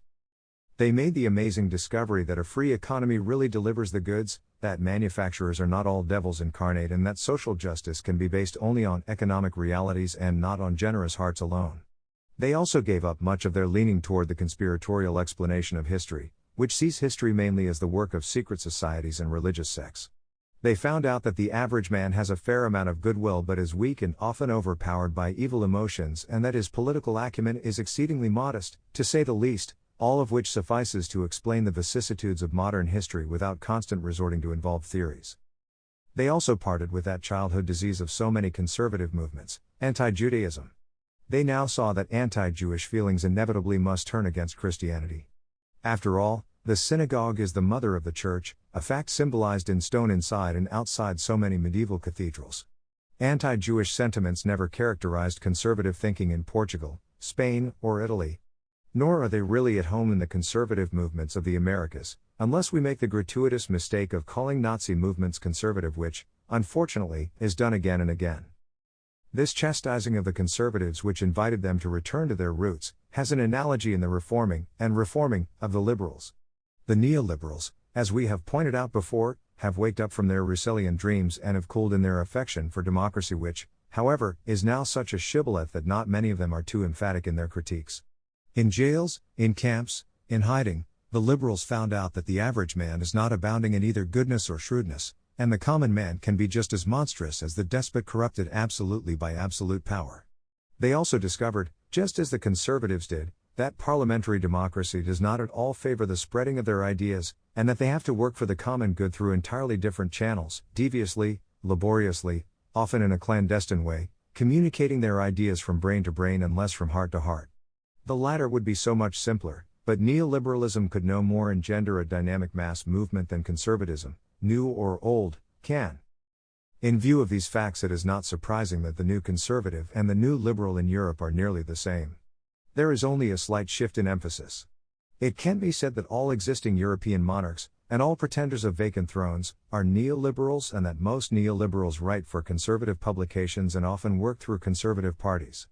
Many an American will consider certain European thinkers to be conservatives while they call themselves liberals, humorously accepting or nonchalantly rejecting the conservative label. There is the question of what attitude a European conservative of the old or new dispensation should take vis-à-vis the existing order. A conservative, as we said earlier, is a conserver. Yet does the average European conservative loyally and unreservedly underwrite the present state of affairs, or should he oppose it? I am afraid the latter is the case, and it is precisely this circumstance which renders the term conservative in its etymological sense so precarious. The term revolutionary conservative is frequently used, and although it sounds like a contradiction, it is not unjustified. As a matter of fact, a real conservative, European or American, cannot possibly accept the world he lives in nor the direction in which this world moves. If we analyze his mind, his views, his ideals, he is far more of a revolutionary than either the communist or the uncommitted leftist. It is immaterial whether he wants to change the political and social order of his country through peaceful means and using the Constitution, or whether he wants to effect the revolution through a violent overturn. There are various methods: conspiracy, large-scale organization, or the patient impatient waiting for the collapse of the old order, if the change can be evolutionary, by reform rather than by revolution, organically and constitutionally rather than by sheer force. The conservative will obviously prefer it because he respects the past, his entire historic heritage. A conservative east of the Iron Curtain is, most naturally, a revolutionary because he wants to make mincemeat of the existing order. Yet what about an Austrian conservative? An Italian conservative? Can a continental conservative believe in the supremacy of parliaments, in the principle of majority and equality? Or should he take his stand against equality and for quality, truth, justice, reason, loyalty, and charity? The voting systems of all existing democracies willfully and programmatically disregard quality. The notion of majority rule, as Berdyaev and so many others have pointed out, disregards truth. Parties representing contradicting philosophies get equal chances and equal treatment. Justice has nothing to do with equality, but with the principle of the everybody is due, as Royer Collard said. Not the sovereignty of the people, a mere abstraction, should be dominant, but the sovereignty of reason, not just volition, but thoughtful, methodical reflection. Loyalty is incompatible with democracy, which rests on switches of allegiance and change. Without change, totalitarianism is the immediate danger. Love, which in its ideal form is not only deep but also permanent, has no place in a democracy, except in the form of abstractions. Christian love is for persons, for God, for men, for women, for children, for families. It is incompatible with the notion of a supreme public servant who can be hired and fired like a domestic. The conservative in the Free West has to reject not only much of the political order, but also social conditions, artistic trends, cultural institutions, human relations. It is evident that these are all interconnected. One need only remember one item, the affirmation of state omnipotence which characterizes all of leftist thinking, as in the present system of social security which makes the individual hopelessly dependent upon the state. The conservative does not for a moment deny the importance of security for old, ill, or unemployed persons. But to achieve protection for them there are other and better avenues besides the omnipotent state which, terrible European experience, can be wiped out the day after tomorrow. And what then? To the Christian conservative who is deeply conscious that stat crux dum volvitur orbis, the idea of the total collapse or bankruptcy of his country is a tragic one, but it remains for him a distinct possibility.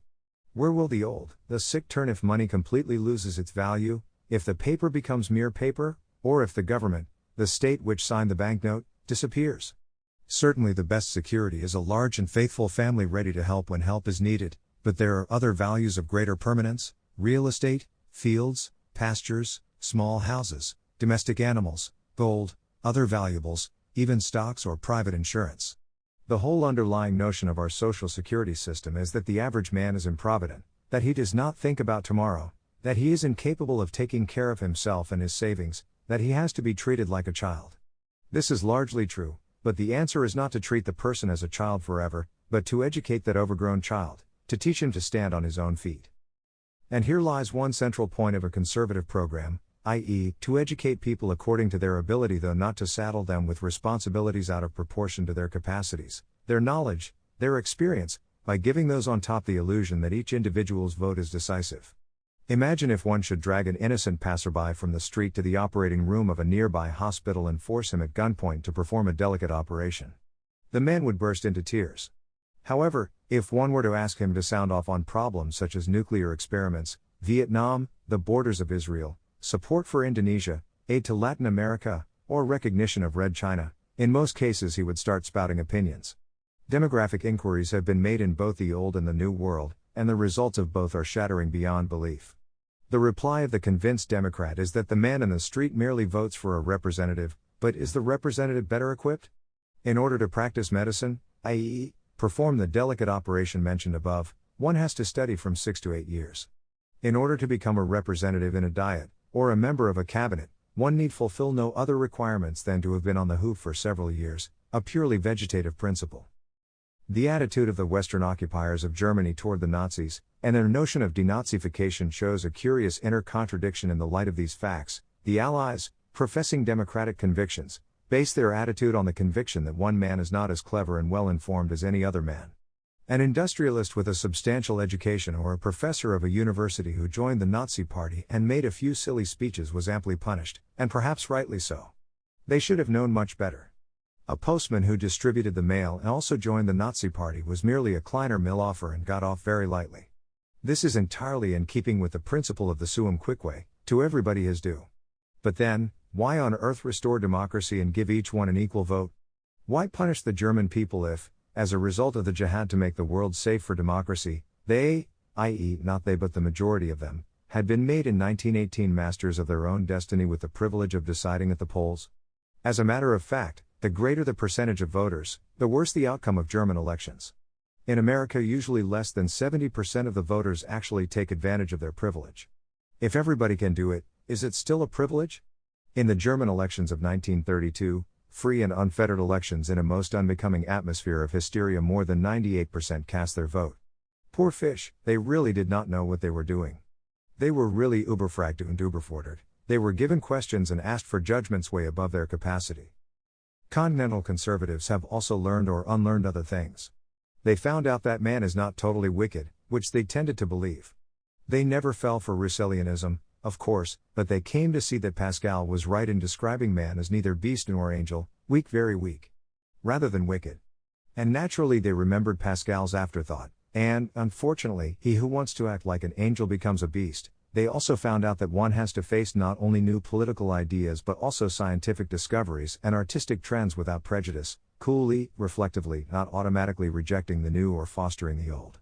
In other words, they have learned not to cling furiously and childishly to untenable positions if reason told them that they were really wrong. Not everything Marx, Darwin, Freud, Picasso, or even Voltaire produced is wholly bad. There existed and in part there still exists such a thing as a conservative demonology, but it has been largely overcome in Europe, far more so, I am sure, than in the United States. Of course, the position of American conservatives is psychologically a very different one from that of their European political coreligionists. America is more basically conservative than the European continent, but precisely because American conservatives derive a greater strength from the subsoil, the grassroots, of their country than continental conservatives do, they are more hated, more intellectually combated, more vilified and vituperated by the leftist establishment. The position of European conservatives is much weaker, but more generally respected, if not secretly admired. Such bodies as the Académie Française with its enormous prestige are not dominated by leftists. Nor are our universities, if we disregard Italy and Sweden, intellectually the most backward countries in Europe. The European conservatives, however, are not given a chance to rule.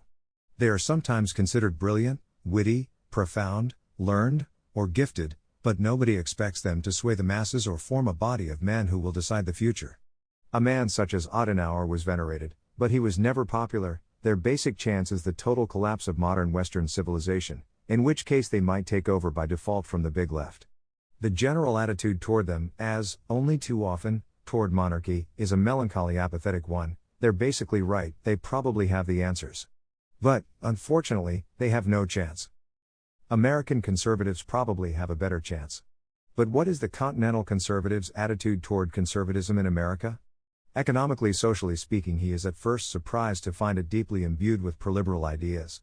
Adam Smith never had the slightest place in European conservative thought, but upon some reflection the European will understand why Manchesterism does indeed belong to the traditional American scene. What the continental conservative misses most in the American conservative outlook is, as we hinted, something like a coherent system of thought. Naturally, he will encounter feelings and emotions, but not a cogent philosophy. Professor Eliseo Vivas, a conservative Venezuelan thinker who teaches in an American university, has said quite succinctly that it should not be necessary to show in detail that the problem of conservatism is a difficult problem that touches on all domains of human interest, scholarly no less than practical, philosophical no less than legal, moral and theological no less than economic and social. I take it as agreed that if the conservative movement is going to make more than a trivial and fugitive impact on the life of the nation, it will have to develop a philosophy that is systematic, that is comprehensive, that takes full and honest account of current positive knowledge, and that is, therefore, no mere repetition of dried-up old chestnuts that appealed to men a generation or two ago but have lost their flavor and freshness. Professor Vivas then went on to say that this involves one major negative job, i.e., to show the falseness of the current liberal, leftist, ideology. But besides this task there is also the necessity to have some working notions as to which of our values are basic and which are not. Our author puts truth in the first place. But this can serve merely as a basis for a blueprint. As far as we can see, the blueprint to this day has not been worked out. It might be objected in the best Anglo-Saxon fashion that true conservatism cannot be bothered with utopias and that the cry for a philosophy that is systematic comes dangerously near to a demand for a coherent ideology, which is also unconservative and of the left. But what is the alternative? An empiricism, so dear to the American or British heart. This works, that doesn't work, a discussion based on noble feelings is impossible. Any program to which a large number of people is pledged needs a rational profile. Conservative movements, anywhere and at any time, must have a clear demarcation line which separates them from those merely disappointed by the evil trends of the present age and therefore prone to be moved primarily by hatred. Charity is the foremost Christian virtue. Charity properly understood, not mushiness, must head up every genuine conservative program. Leftism is always motivated by hatred. Let us beware of taking in the haters of the haters. The spiral of hatred should be left to the mutually competing, not opposing, leftist camps, forming a dialectically organic whole. But to draw a clear demarcation line, we must have a concise philosophy. It does not yet exist, and thus there is a real danger that American conservatism may remain a mere reaction to the soft, hysterical loathsomeness of American leftism, a reaction condemning the nascent conservatism to sterility, or that it will be nothing but a literary movement, something the French simply called de la littérature, very smoothly, even beautifully written, but nothing concrete, magnetic, or dynamic. The roots of this state of affairs are manifold. There is the aforementioned dislike for systematization. There is also the fear of looking into the future, of envisaging something radically different from the present order, in other words, not only of breaking with the present leftward trend, but of advocating something revolutionary, something too old, too new, or too far-fetched. Let us ask this painful and crucial question: can American conservatives hope for a better world on the basis of the present American Constitution, as it is now interpreted, i.e., within the framework of a political order which is more or less, though not fully, democratic? I personally do not believe that such hope is realistic. Yet, to say so openly, an American conservative needs a great deal of courage. In the last 150 years, the American left, through repeated constitutional changes and latitudinarian interpretation, has democratized the originally far less democratic Constitution as designed by the Founding Fathers. We must now ask whether the majorities within the American people are ready to reverse this trend, whether this process can be terminated democratically, whether the system can evolve into other directions. I am rather pessimistic about this possibility, though we should not discard it from our calculations altogether. There is, admittedly, a lack of pietas in planning about what will happen to us once our parents are no more. At the same time, we can be certain that such a moment will come and that we have to face it emotionally and even financially. The American conservative, or any American, with the exception of the radical of the New Left, has no program as to what order to establish in place of democracy in America should it once cease to exist. The historian knows that nothing is permanent on this earth, and a popular Viennese witticism says that everything has an end, only the sausage has too. Let us only think for a moment what effects a total atomic war might have on the American Republic. Before, in, and after such a war, the present system of legislation might prove too slow, too cumbersome. Elections might be out of the question. The devastations and the mutual recriminations would render congressional legislation impossible. A system of many parties after the European pattern might paralyze Congress to the extent that America would have become an absolute monarchy with a time limit.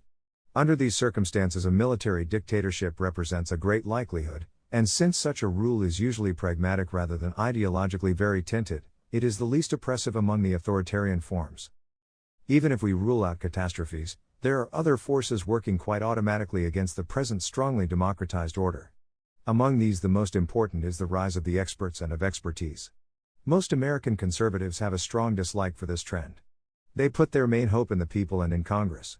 Yet the increase in weight of expertise and, as a concomitant of the administrative executive branch of the government, is well nigh unavoidable. This is an undemocratic, if not anti-democratic evolution, observable all over the world, because, as we have demonstrated elsewhere, the gap between the CETA, what is known, and the scienta, what ought to be known to arrive at rational judgments, is ever widening. It is widening because our civilization and culture become more and more complex, because our globe is shrinking, and because, unlike in the very ideal direct democracy of the Swiss canton Glarus with 45,000 inhabitants, the man in the street is completely bewildered by the issues of the day and the problems he is called upon to decide directly or indirectly at the polls. This bewilderment, as we have said before, is shared by the vast majority of the congressmen or parliamentarians. And, to repeat another argument, only a budding expert can judge between several expert views and coordinate them. Conservatives such as the late President Hoover and Ralph Adams Cram have insisted on the importance of a first-class administration. Morally and intellectually, the democratic age was terminated a very long time ago, but so few people are contemporaries of their own time. At the end of the last century, Edward von Hartmann, the German philosopher, wrote, "The belief that the liberty of the people can be guaranteed by parliamentary government has ceased to exist for some time.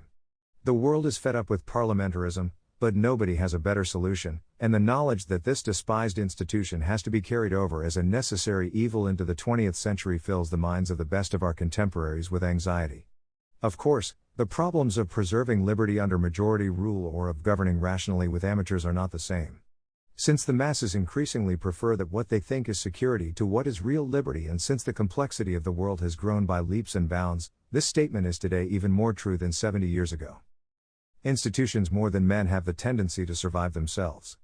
Thus we face the curious situation in which totalitarian dictatorships with an ideologically limited expertise and ideologically paralyzed economies are facing democracies politically weakened by rank amateurism but provided with a strong economic system based on liberty.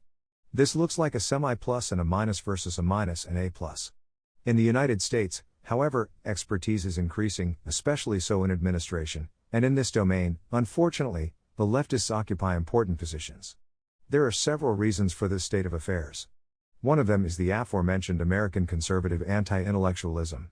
As a result, American conservatism tends to be pro-amateur and anti-administrational, a position European conservatives would rarely take.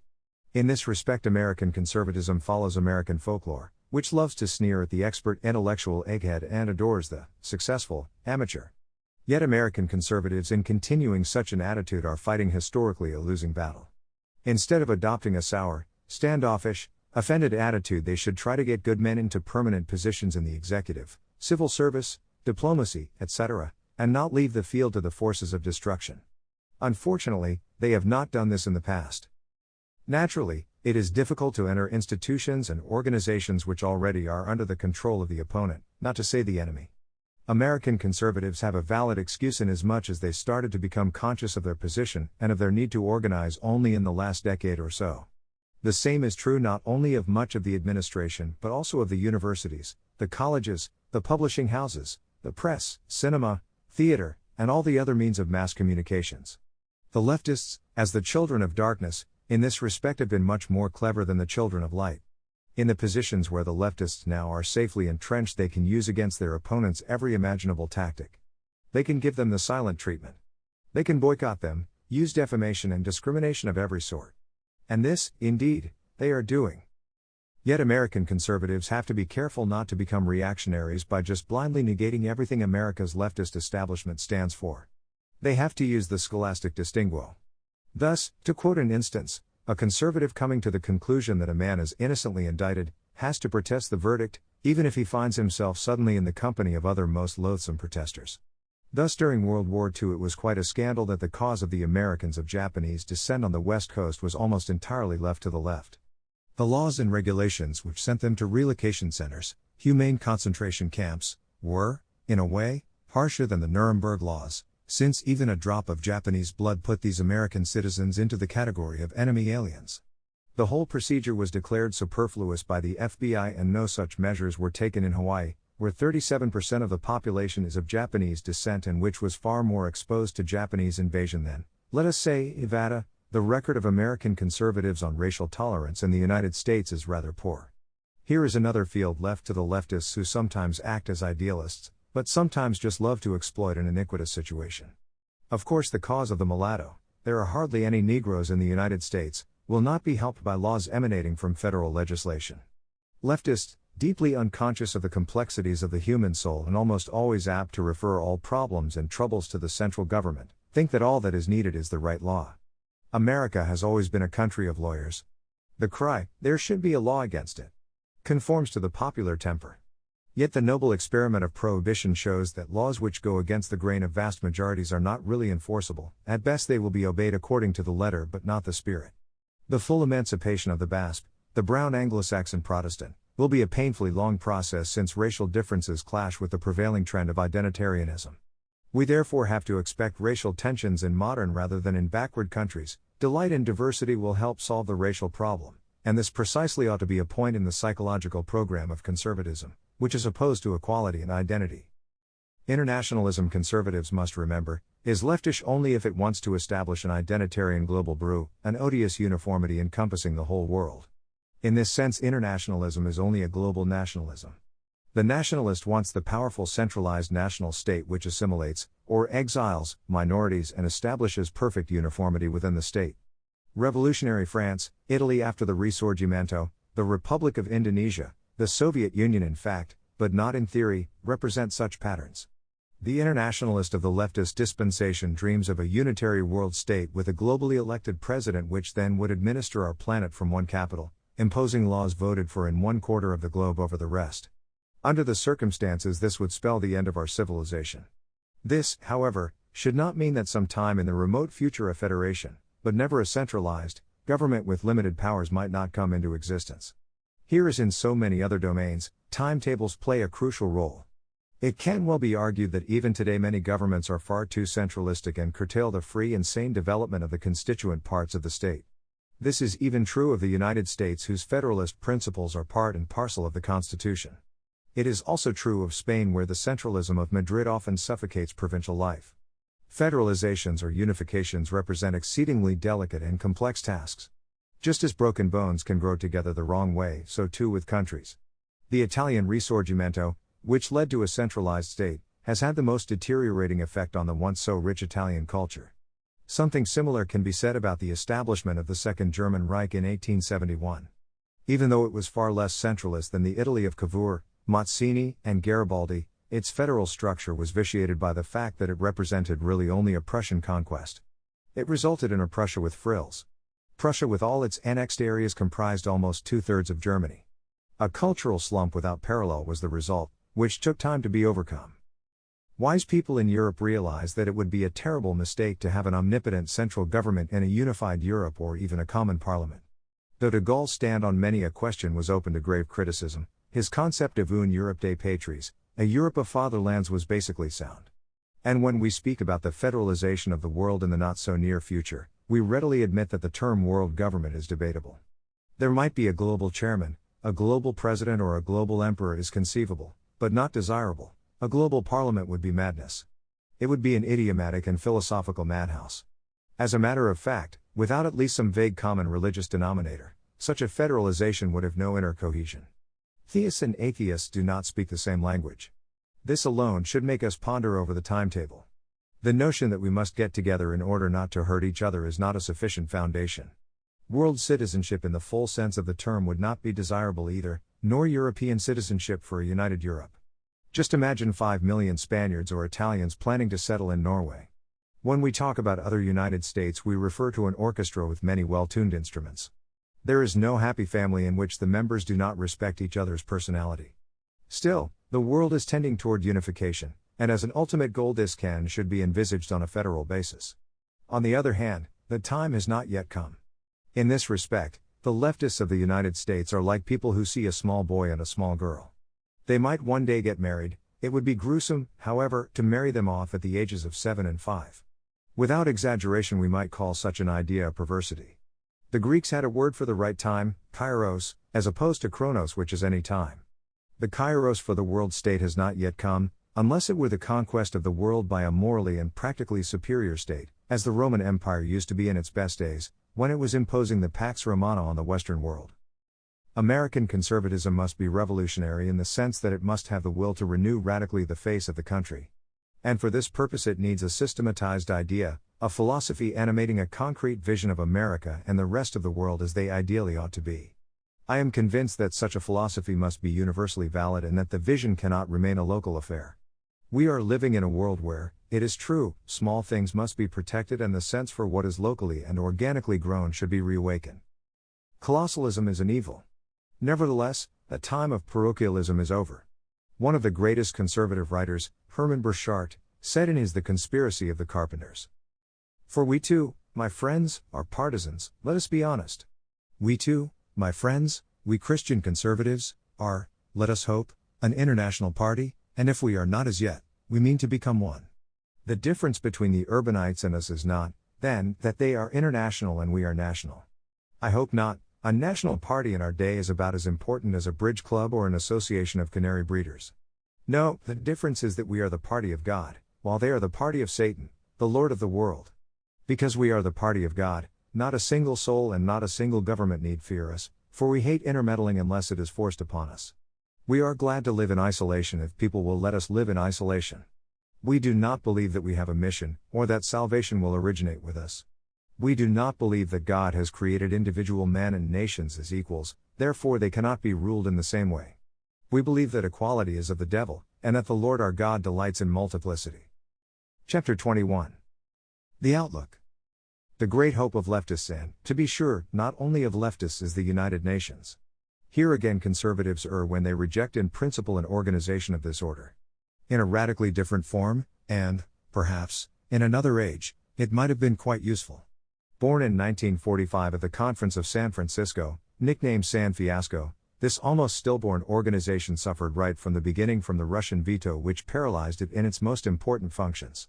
Its effectiveness has been impaired by the same debility which besets all parliaments composed of parties belonging to diametrically opposed philosophies and ideologies. As long as the various member nations do not speak the same language, as long as they do not have a bloc d'idées incontestables, a common intellectual and spiritual denominator, they cannot have a real dialogue. They cannot really talk to each other. The Soviet delegate who utters the word democracy, the Indian, the American, the Thailandic, the Yugoslav, the Mexican, the Swedish delegate each means something else, something radically different.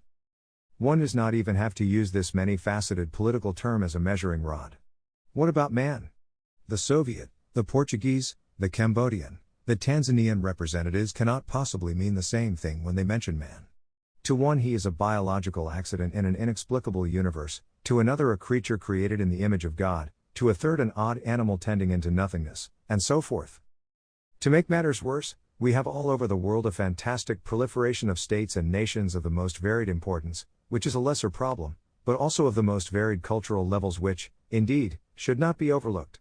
The democratic dogma, of course, willfully tried to overlook the difference in quality, in educational levels, in experience and moral values, and relies completely on the volitional element. It can be argued that the Polish representative at the UN represents a government which in no way has a mandate from its people, but it also seems obvious that the Danish delegation to the United Nations can make a more reasoned, sounder contribution than that of the Sudan which massacres its black Christians, or that of Papa Doc in Haiti, or of some emerging nations where not such a long time ago long pig, i.e., human meat was happily digested. At the present moment the United Nations in no way reflect the lasting values of this globe. Numerically they do only in a very remote way, qualitatively not at all. Their entire record ever since their inception is very poor. They had some successes in very minor issues, but they have failed in all crucial ones: the Korean War, the Hungarian Revolution, the Congo Troubles, the many critical phases of the Southeast Asian or the Near East imbroglio, disarmament, etc. In other words, we have another case of a typical leftist timetable error combined with an idealistic failure in the face of harsh realities. In A. Another time, B. Another form, and C. Another composition, the United Nations might be viable. Of course the argument might be raised that politics is the art of the possible and that, under the present circumstances, the United Nations is better than nothing. He who cannot buy a big, shiny, expensive new car has to content himself with a second-hand one. This argument sounds sensible but becomes questionable when we reflect that a ramshackle vehicle might be a death trap. Under such circumstances it is wiser to walk or go by bus. Viewing this globe in our times, one often wonders about the cocksureness of so many representatives of moderate leftism. As far as we can let our eyes roam, we see nothing but misery and ruin, created by the moderate leftists, the self-styled progressives unattached to any party discipline or ideology with a clear profile. Or we see the same ruin caused by radically totalitarian philosophies which have fought out their premises to the bitter end, which disdain compromise and prefer to work without a mask. It is difficult to find a single large area where we do not have to say, here leftism has caused suffering, mischief, and destruction. And by leftism we mean that attitude, usually rationalized and systematized into an ideology, which stands on identitarianism, egalitarianism, collectivism, statism, centralization, majoritism, materialism, coercion, and slavery. We mean movements which are anti-personal, anti-diversity, anti-privilege, anti-spiritual, anti-federalist and, indeed, anti-liberal even if they misuse the liberal label, because the only liberty they are interested in is sensual liberty, which ordinarily means slavery. It is true that crimes of commission as well as omission must be attributed to the forces of the great Western tradition, the loquacious bombast of a William II, the bureaucratic lack of imagination of Franz Joseph, the melancholic inertia of Nicholas II, the callous sloth of certain Latin American big landowners, the indifference to human values of early capitalism, the stubbornness of the old clergy, and the arrogance of the aristocracy, the cynicism of a Ludendorff who sent Lenin in a boxcar to Russia, the misplaced liberality of a Louis XVI, the avarice of certain colonial administrators, and so forth, But all these are mere peccadillos in comparison with the disastrous, murderous, and suicidal actions of the left. Let us take a map of the world, a brush and a pot of red ink. Then let us paint in the areas where people live in slavery and desperation, where they are less free, less well off materially, more controlled, more curtailed in their expressions and actions, more terrified about their future than 40 to 60 years ago. I do not think that we could even leave out the United States from this blood-colored manifest of unhappiness. Take the average American parent looking over the breakfast table, counting the heads of his children. If he has any degree of intelligence, he must realize what frightening menaces are hanging over them, menaces by no means unavoidable at one time. The history of the world since 1917, since America's entry into the war and the Red October, only seemingly resembles a Greek tragedy that starts with certain words and actions and mounts to its inexorable tragic climax, the situation we are all in now. The historian, the philosopher, the theologian know better. Along the path of this catabasis, decisions were taken, or not taken. And these decisions, far more often than not, lay in the hands of the left, the quarter left, the half left, the full, thoroughly committed left. And in spite of all their minor or major quarrels, in practice they all banded together, mutually aiding, pushing, and confusing each other. In one of my novels, whose background is the United States during World War II, a Hungarian government emissary confesses, "If you had an inkling of what I know, you would have to despair of the logical faculties of those governing us, not only here, but everywhere." These chaps can be compared to drunk criminals who have been hit over the head with a club and now are reeling in darkest night across wooded swamps. Or one might even liken them to madmen who have put the noose around their neck and wait impatiently for an opportunity to jump from the chair. The mischief was done for a variety of reasons. There is a blindness, a danger in any system of thought, a danger which those on the right, and in the right, also have to face, mindful of the Spanish proverb, "All science is madness if it is not balanced by common sense." Ideological closed-mindedness, however, was always a greater weakness among the left. We remind the reader again of Hegel's reply to the admonition that the facts contradicted his theories, all the worse for the facts. The second factor is the intellectual arrogance of the moderate left, which forms everywhere, and in America far more so than anywhere else, a well-organized mutual admiration society enjoying a number of monopolies and therefore is rarely seriously challenged. To be sure, they suffer defeats in the practical order, but the common man's memory is no longer than his nose, and thus the old follies are rarely reviewed. Cut off from the great traditions of the West, rootless and parochial, ignorant of the big wide world and its cultures, languages, institutions and religions, the American leftist, more than his overseas confrere, has been a babe in the woods, stubborn in his error and unfortunately sustained by a large sector of public opinion representing specific trends in, or rather strains from, the American tradition. We should never lose sight of the fact that the American leftist does not hang in midair. The American conservative will one day have to come to grips with certain cherished American notions. This, by the way, is not only true of America, but of everywhere. The conservative, as we have said before, cannot just underwrite the past or the entire tradition of his nation. The moderate leftist is not always a prioristically opposed to liberty. Often he sacrifices it with a sigh. Yet he has no higher reason to cling to it, and his weakness in opposing the radical forms of leftism partly comes from his Russellian stand and partly from his inferiority complex. He sees in the unabashed totalitarians the wave of the future. They have done things. They are carrying out programs he himself has not the courage to advocate openly or, given the opportunity, to execute. He therefore falls into the category of Lenin's useful idiots. It is his Russellian heritage which tells the quasi-liberal that socialists, anarchists, and communists are human beings after all, that they will one nice day see the light of reason, that, faced by harsh reality, they will have to come to terms with it, that totalitarian leaders will sooner or later have to fulfill the aspirations of the masses which can be expressed in washing machines and in the right to pull levers on election day and to read Lady Chatterley's Lover in the unexpurgated pocketbook edition for 75 cents. The religion of the moderate leftist is progressivism, and since its final victory is assured, all roads lead directly or indirectly to it. Lenin, Stalin, Mao, Ulbricht, Ho Chi Minh, and Castro might be only detours, disagreeable but unavoidable intermediary figures useful for getting obsolete survivals out of the way to establish a better tomorrow. The situation, however, is not quite so simple, especially in America, where the moderate leftist has evolved from the old-fashioned liberal and has not entirely shed certain liberal notions. He would not like to see a Lenin in the United States, but has a sneaking suspicion that the contemptuously grinning corpse in Moscow's Red Square was good for the Russians, that these medievally backward priest-ridden serfs, who, by the way, had produced Turgenev, Dostoevsky, Tolstoy, Rimsky-Korsakov, Mussorgsky, Tchaikovsky, Metnikov, Mendeleev, needed just that sort of reformer. Our liberal is hardly aware of the fact that he is a fervent nationalist. Finally, we have that most dangerous of all types, the halfway man who sees in the communist utopia the terminal station. He has no real argument against it except the trembling hope that it will come about in an evolutionary rather than revolutionary way. All that America can do is start to subordinate its temporary existence to the eventual coming of the Red Paradise. This is precisely the position of Alger Hiss and all the others like him, whether they actually acted on their convictions or not. It was a mere historic accident, explicable by the preceding evolution of general political thinking, that they did not in any appreciable number fall for the National Socialists. The havoc wrought by leftism is simply colossal. If humanity had any common sense, had been permanently endowed with reason, knowledge, a sense of history, it would have renounced the leftist gods a long time ago. The left, however, has by far the better catchwords, and man's brainpower has to be viewed in terms of potentiality, not of actuality. It needs enormous moral and spiritual qualities to mobilize one's intelligence fully, it just does not work automatically.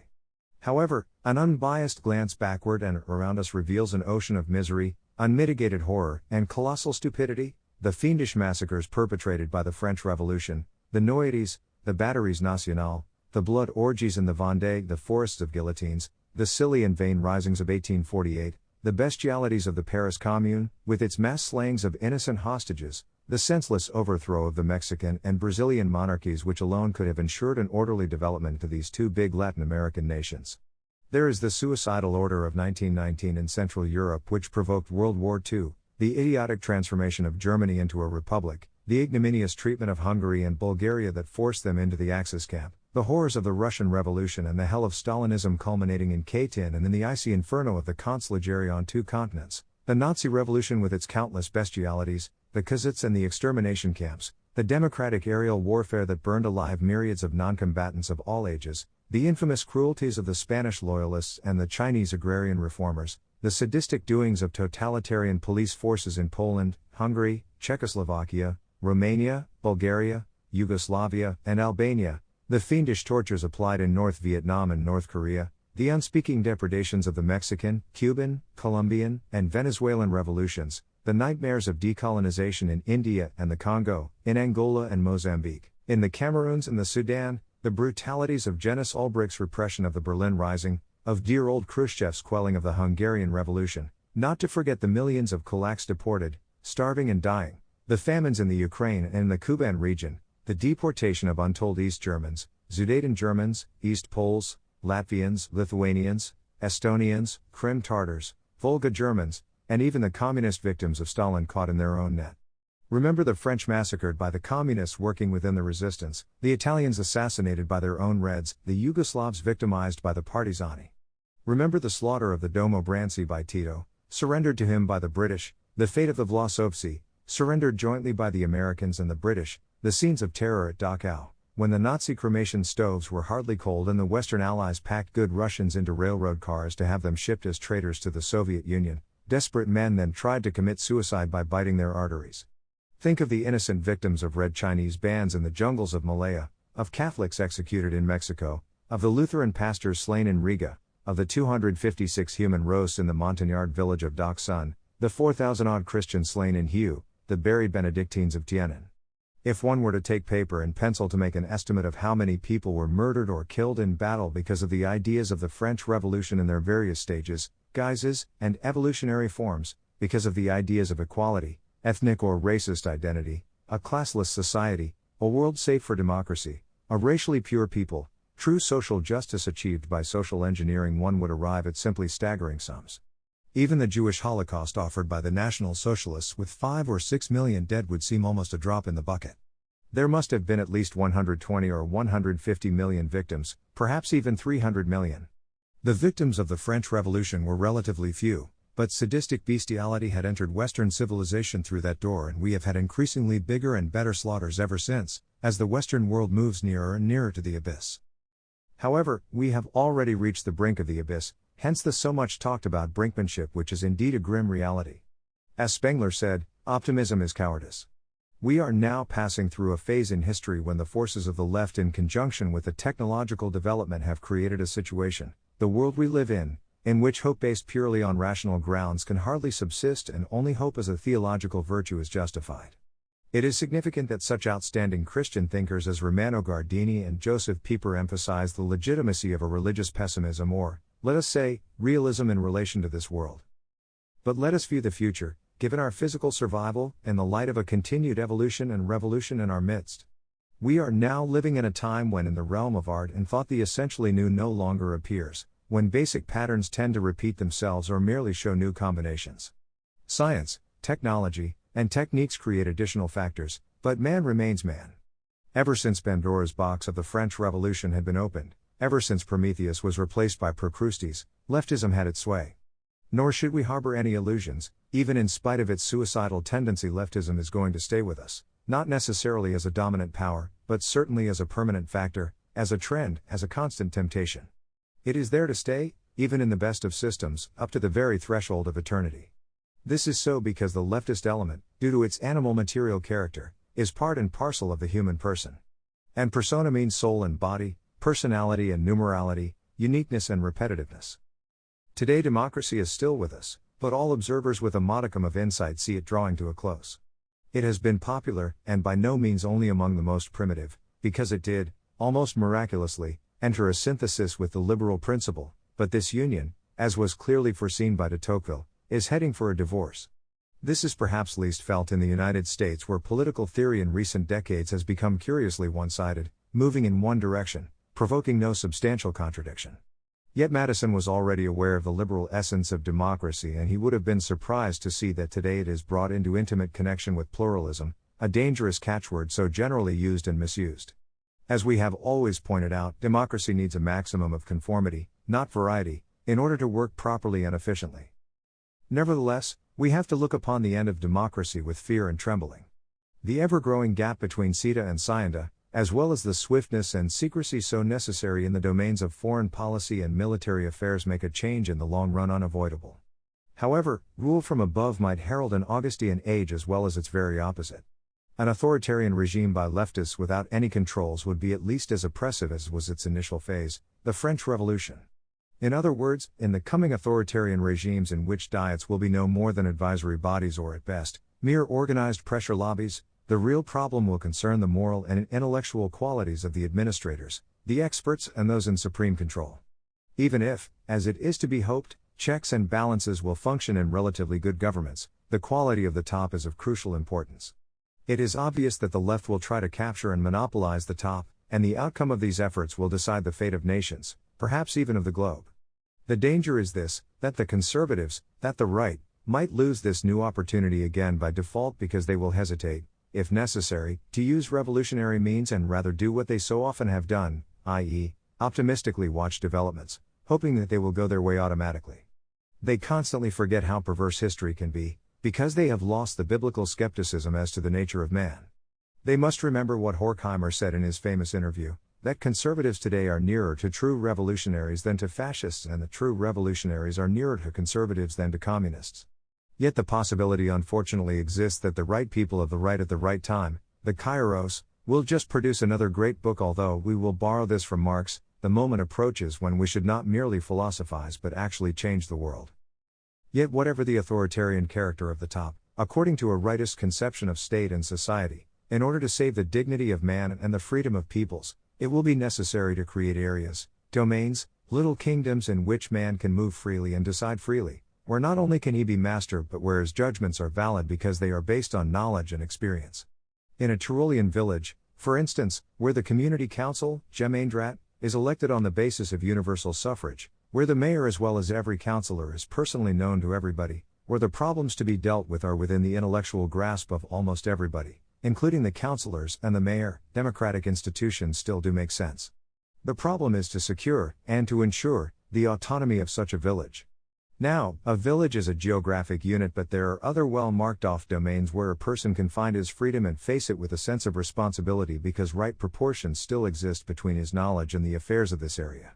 Codetermination in a factory, as it exists in federal Germany, also makes sense and should by no means be viewed as a socialistic venture, yet to confront the average man with issues he is not able to judge, or to force even exceptional men to handle affairs for which they are not competent, is either mocking madness, a crime, or both. It is quite possible that now constitutions are evolving which may prove to be more promising than our systems. We might look in this respect to despise Latin America or to contemptuously treated Spain, whose constitutional development in the last 20 years, hardly realized even by the average Spaniard, deserves serious study. Peter F. Drucker, certainly not a rightist radical, is very much to the point when he says, ultimately we will need new political theory and probably very new constitutional law. We shall need new concepts and new social theory. Whether we shall get these and what they will look like, we cannot know today. But we can know that we are disenchanted with government, primarily because it does not perform. We can say that we need in pluralist society a government that can and does govern. This is not a government that does, it is not a government that administers, it is a government that governs. Such a government might even be a hereditary monarchy, and to him who knows world history in its depth and width, this should not be surprising. Marcuse himself admits that the father always returns and overthrows the association of brothers in a Thermidorian style. Mitscherlich's views are not dissimilar. As a matter of fact, in the broad masses, though largely subconscious, thirst for monarchy and monarchs is amazing, sometimes even a bit nauseating. Bored with and tired of all forms of modernity, fed up with technology and its uniformity, disinterested in an abstraction like government by law, the masses long for persons and personalities they can look up to, whom they can love, for whom they can have sympathy in the original sense of the word. A perusal of lowbrow weeklies in Europe reveals an inordinate fascination with royalty, with their loves, marital troubles, weddings, pregnancies, courtships, friendships, affairs. Obviously, as long as the family as an institution exists, as long as patriarchalism in some, however diluted, form survives, the familistic principle in politics will exercise its magnetic attraction. This might be exploited in parts by a single person rather than by an entire family. A very recent poll among Italians, who not such a very long time ago have emerged from a one-man dictatorship, has shown that 2/3 of them would be willing to submit to a new dictator with a time limit. The dangers possibly, but not inevitably, inherent in such a development also have to be seen in the light of the fact that our present society, devoid of a sense of authority, has not been prepared to cope with power in any sense, neither those subjected to it nor those exercising it. This crisis of our time is also a crisis of manliness and true masculinity, which the left always suspected as reactionary. There is no room today for male aggressiveness except in underdeveloped countries and within the framework of new left destructivism. The father state, the provider state, is but a faceless father substitute. The failure of man as a warrior and as a father is now being followed by his resignation as a lover. After the sinister-looking shock worker, we are getting the long-haired dope addict. There is, however, a certain interrelationship between the totalitarian provider state, leftism, and atheism. Leftism, obviously, tends in its identitarian, unitarian enthusiasm towards monism and not toward dualism or pluralism. Clemenceau declared in the National Assembly, "The clergy has to learn to give to Caesar that which belongs to Caesar, and everything belongs to Caesar." Jules Ferry, another leftist prime minister of the French Republic, said that we want to organize a humanity which can do without God or kings, and that by feeling part of humanity one will be free from the fear of death. 15 years later, Viviani, Premier and Minister of Foreign Affairs, stated in lyrical terms, "We have extinguished the lights of heaven and they are not to be lit up again." Jaurès, in his socialist and democratic fervor, even did one better: if the idea of God, if God himself in some visible form were to appear before the multitudes, the first duty of man would be to refuse him obedience and to consider him as an equal with whom one enters in discussion, not as a master to whom one is subject. Bourgeois leftist laicism and atheism, needless to say, was soon outdone by its socialist proletarian version. As one can see, it would be the eminent task of Christianity to fight the leftist temptation in the world and in ourselves, but the untimely crisis of Christianity, not only but above all in the Catholic Church, is the most glaring of all present defaults. Triggered off by a wrong interpretation of Vatican II on the part of the Catholic and secular press, the crisis has a predominantly theological nature, not among the still conservative flock, but among priests, monks, nuns, hierarchs, intellectuals. It produced a theology of the beaten dog, with resentment-loaded argumentations characterized by purely negative antipositions.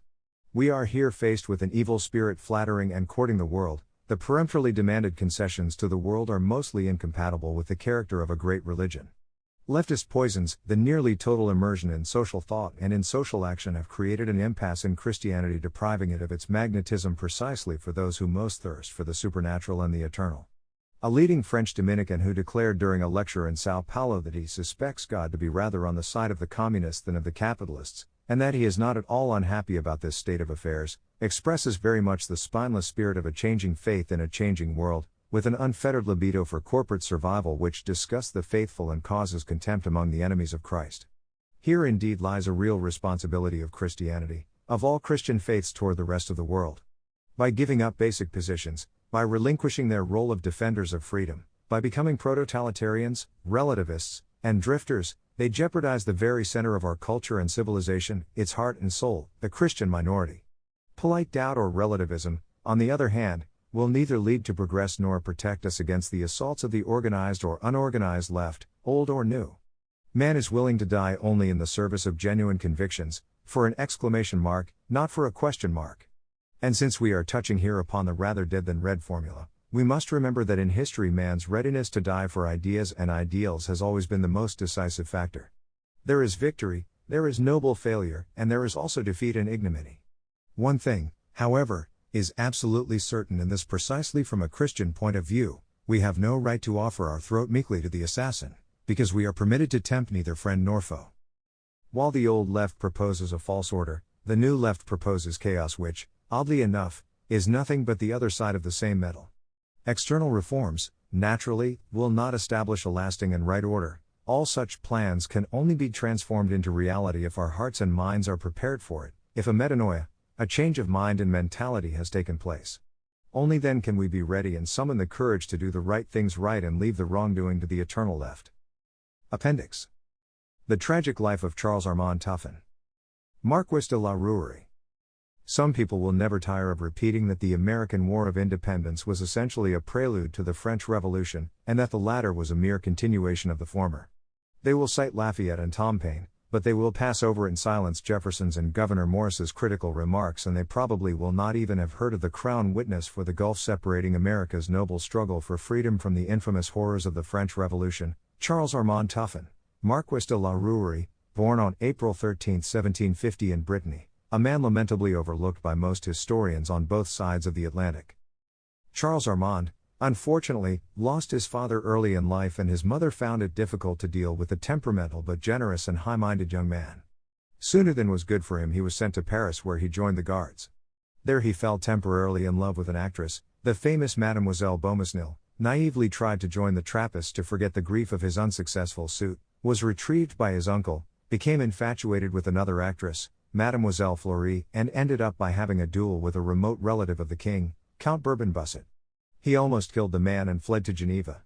From there he handed in his resignation and, accompanied by 3 servants, started for America, which he finally reached at the end of April 1777.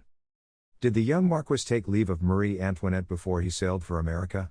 This was standard procedure for all volunteers because the Queen had a special enthusiasm for the cause of American liberty. On account of the scandal which had forced his resignation, we doubt very much that he did. However, his arrival on the shores of the nascent United States was as dramatic as the circumstances of his departure. The crossing had taken almost 2 months, and the ship was in sight of land when it was attacked by a British cruiser which sank it on the spot. Charles Armand with his 3 companions swam to shore and climbed onto the beach without a stitch on them, but luckily still in possession of a full purse. Thus our hero arrived before Lafayette, and he also left after his noble rival had returned to France. His difficulties in the beginning were considerable.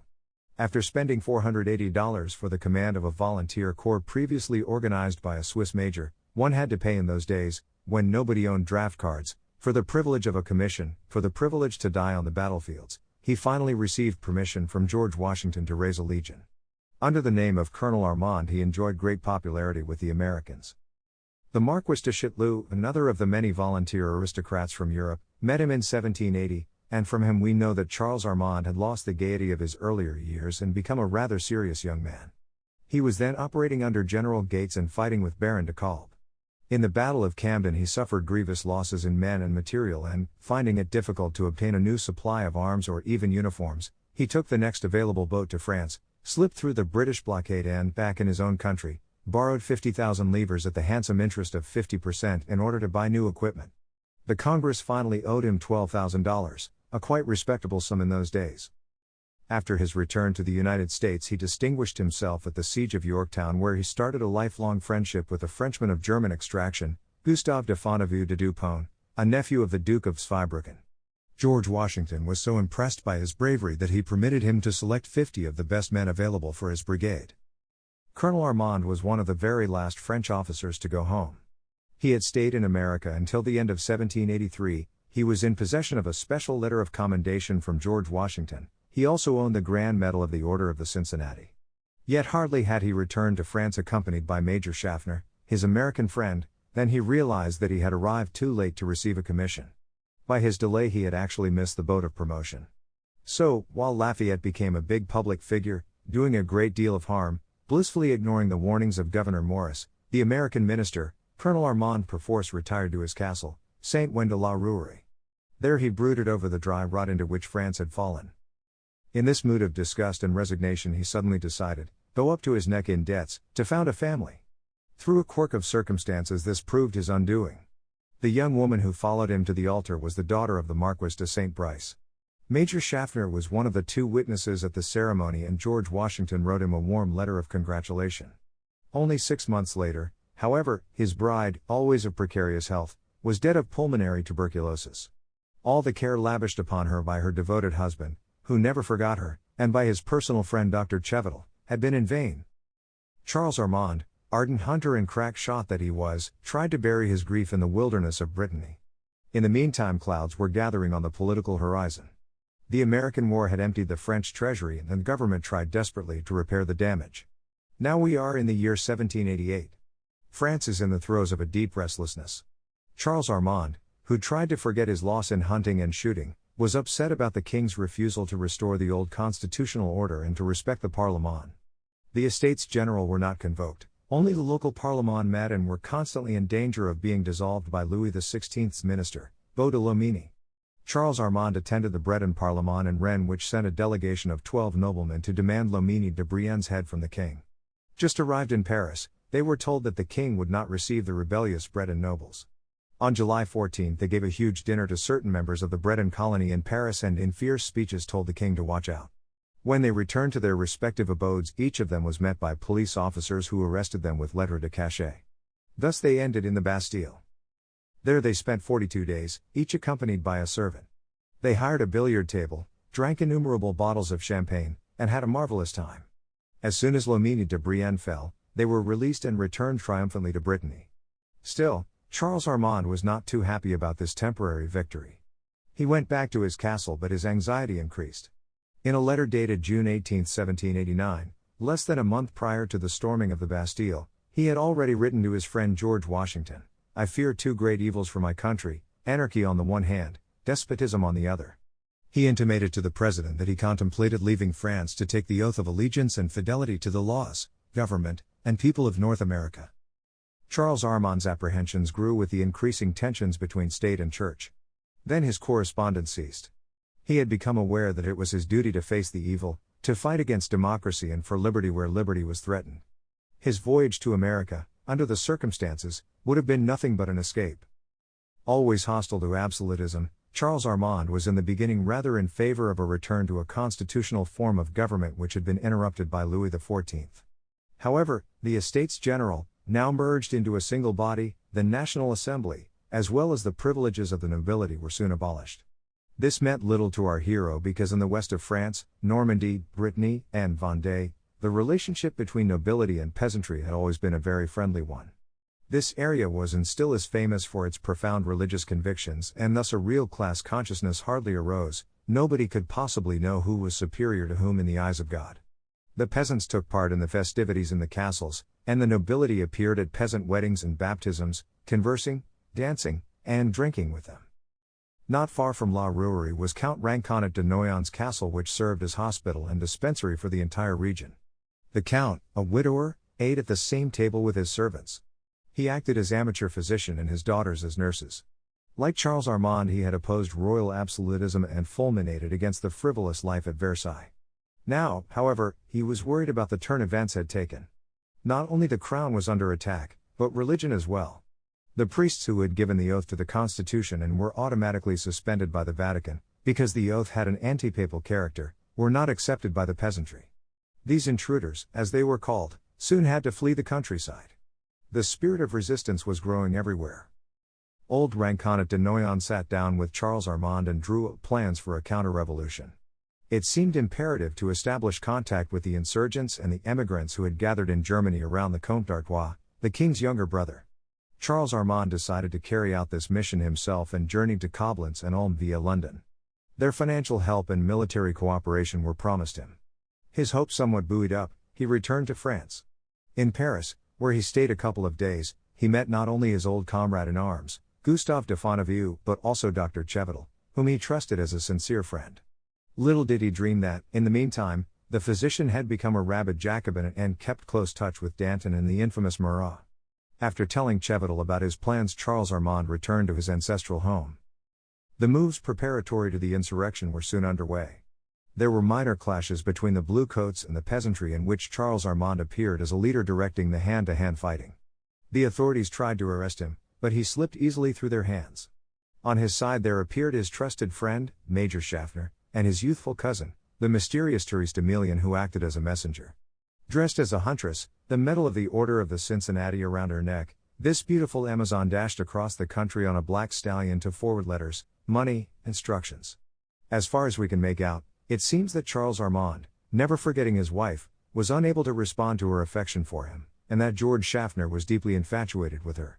The tragic element was the dominant note in Charles Armand's life. And then the authorities, warned by Chevatel, invaded his castle from which he was forced to flee. It was ransacked from top to bottom. Now calling himself Monsieur Millet, Charles Armand appeared one day here, another day there, a lone ranger in the service of God and country.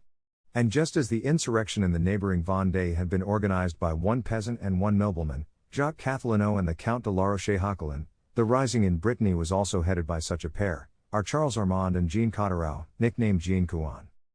In the meantime, the treacherous Chevatel continued his activities. The true motives for his activities will probably never be known, but after receiving definite instructions from Danton, he went to Brittany.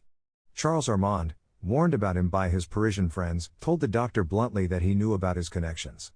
Anybody else would have been disturbed by these revelations, but Chevatel readily admitted everything, telling the conspirators, however, that Danton and his charmed circle were fed up with the revolution and were willing to make common cause with the insurgents.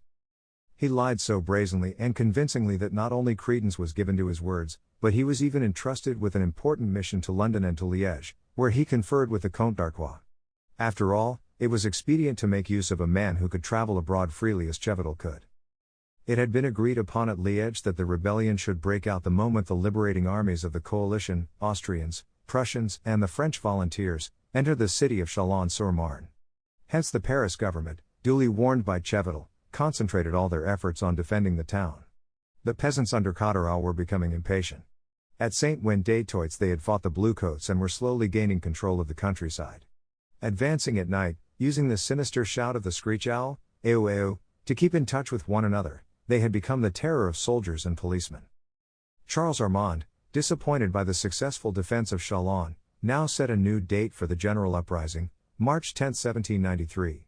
He made the castle of La Fosse-Hingen his headquarters and, accompanied by 2 servants, traveled by night from castle to castle, from village to village, organizing the rebellion. His dream was to enter Paris at the head of a peasant army. But God, who alone fully comprehends the mystery of suffering, decreed otherwise. Not far from Saint-Malo there is the castle of La Guillaumerise, then inhabited by the family of the same name.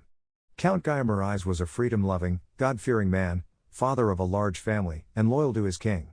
On January 12 at 1 o'clock in the morning Charles Armand arrived, nearly dead from exhaustion, before the gate of the castle.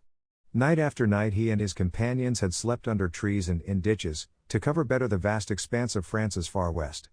Charles Armand had had a bad fall from his horse, but the first of the group to be struck by illness was his servant Saint-Pierre, whom he nursed back to health. Hardly had Saint-Pierre recovered when Charles Armand was afflicted with an enigmatic disease, probably meningitis. Tortured by high temperature he had to stay in bed.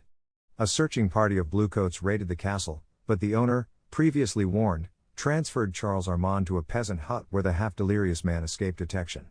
Once the danger had passed he was brought back to the castle. In the meantime both Fontainebleau and Schaffner, back from London after a dangerous crossing, arrived at La Guillaumerise. The most important piece of information they had picked up in Saint-Malo was the fact of the king's execution, but they hid it from Charles Armand. A day later the papers carried the sad news. Fonteview, who read the Gazette aloud to his sick friend, carefully left out all references to the dramatic end of the trial, but while he was answering a sudden call, Charles Armand got hold of the paper and with a heartrending cry fell back on his bed. His temperature again mounted, the doctor spoke of brain fever, and a serious crisis set in. Soon, after frightful agony, Charles Armand rendered up his soul to God. He died without receiving the sacraments as no nonjuring priest was available in the neighborhood.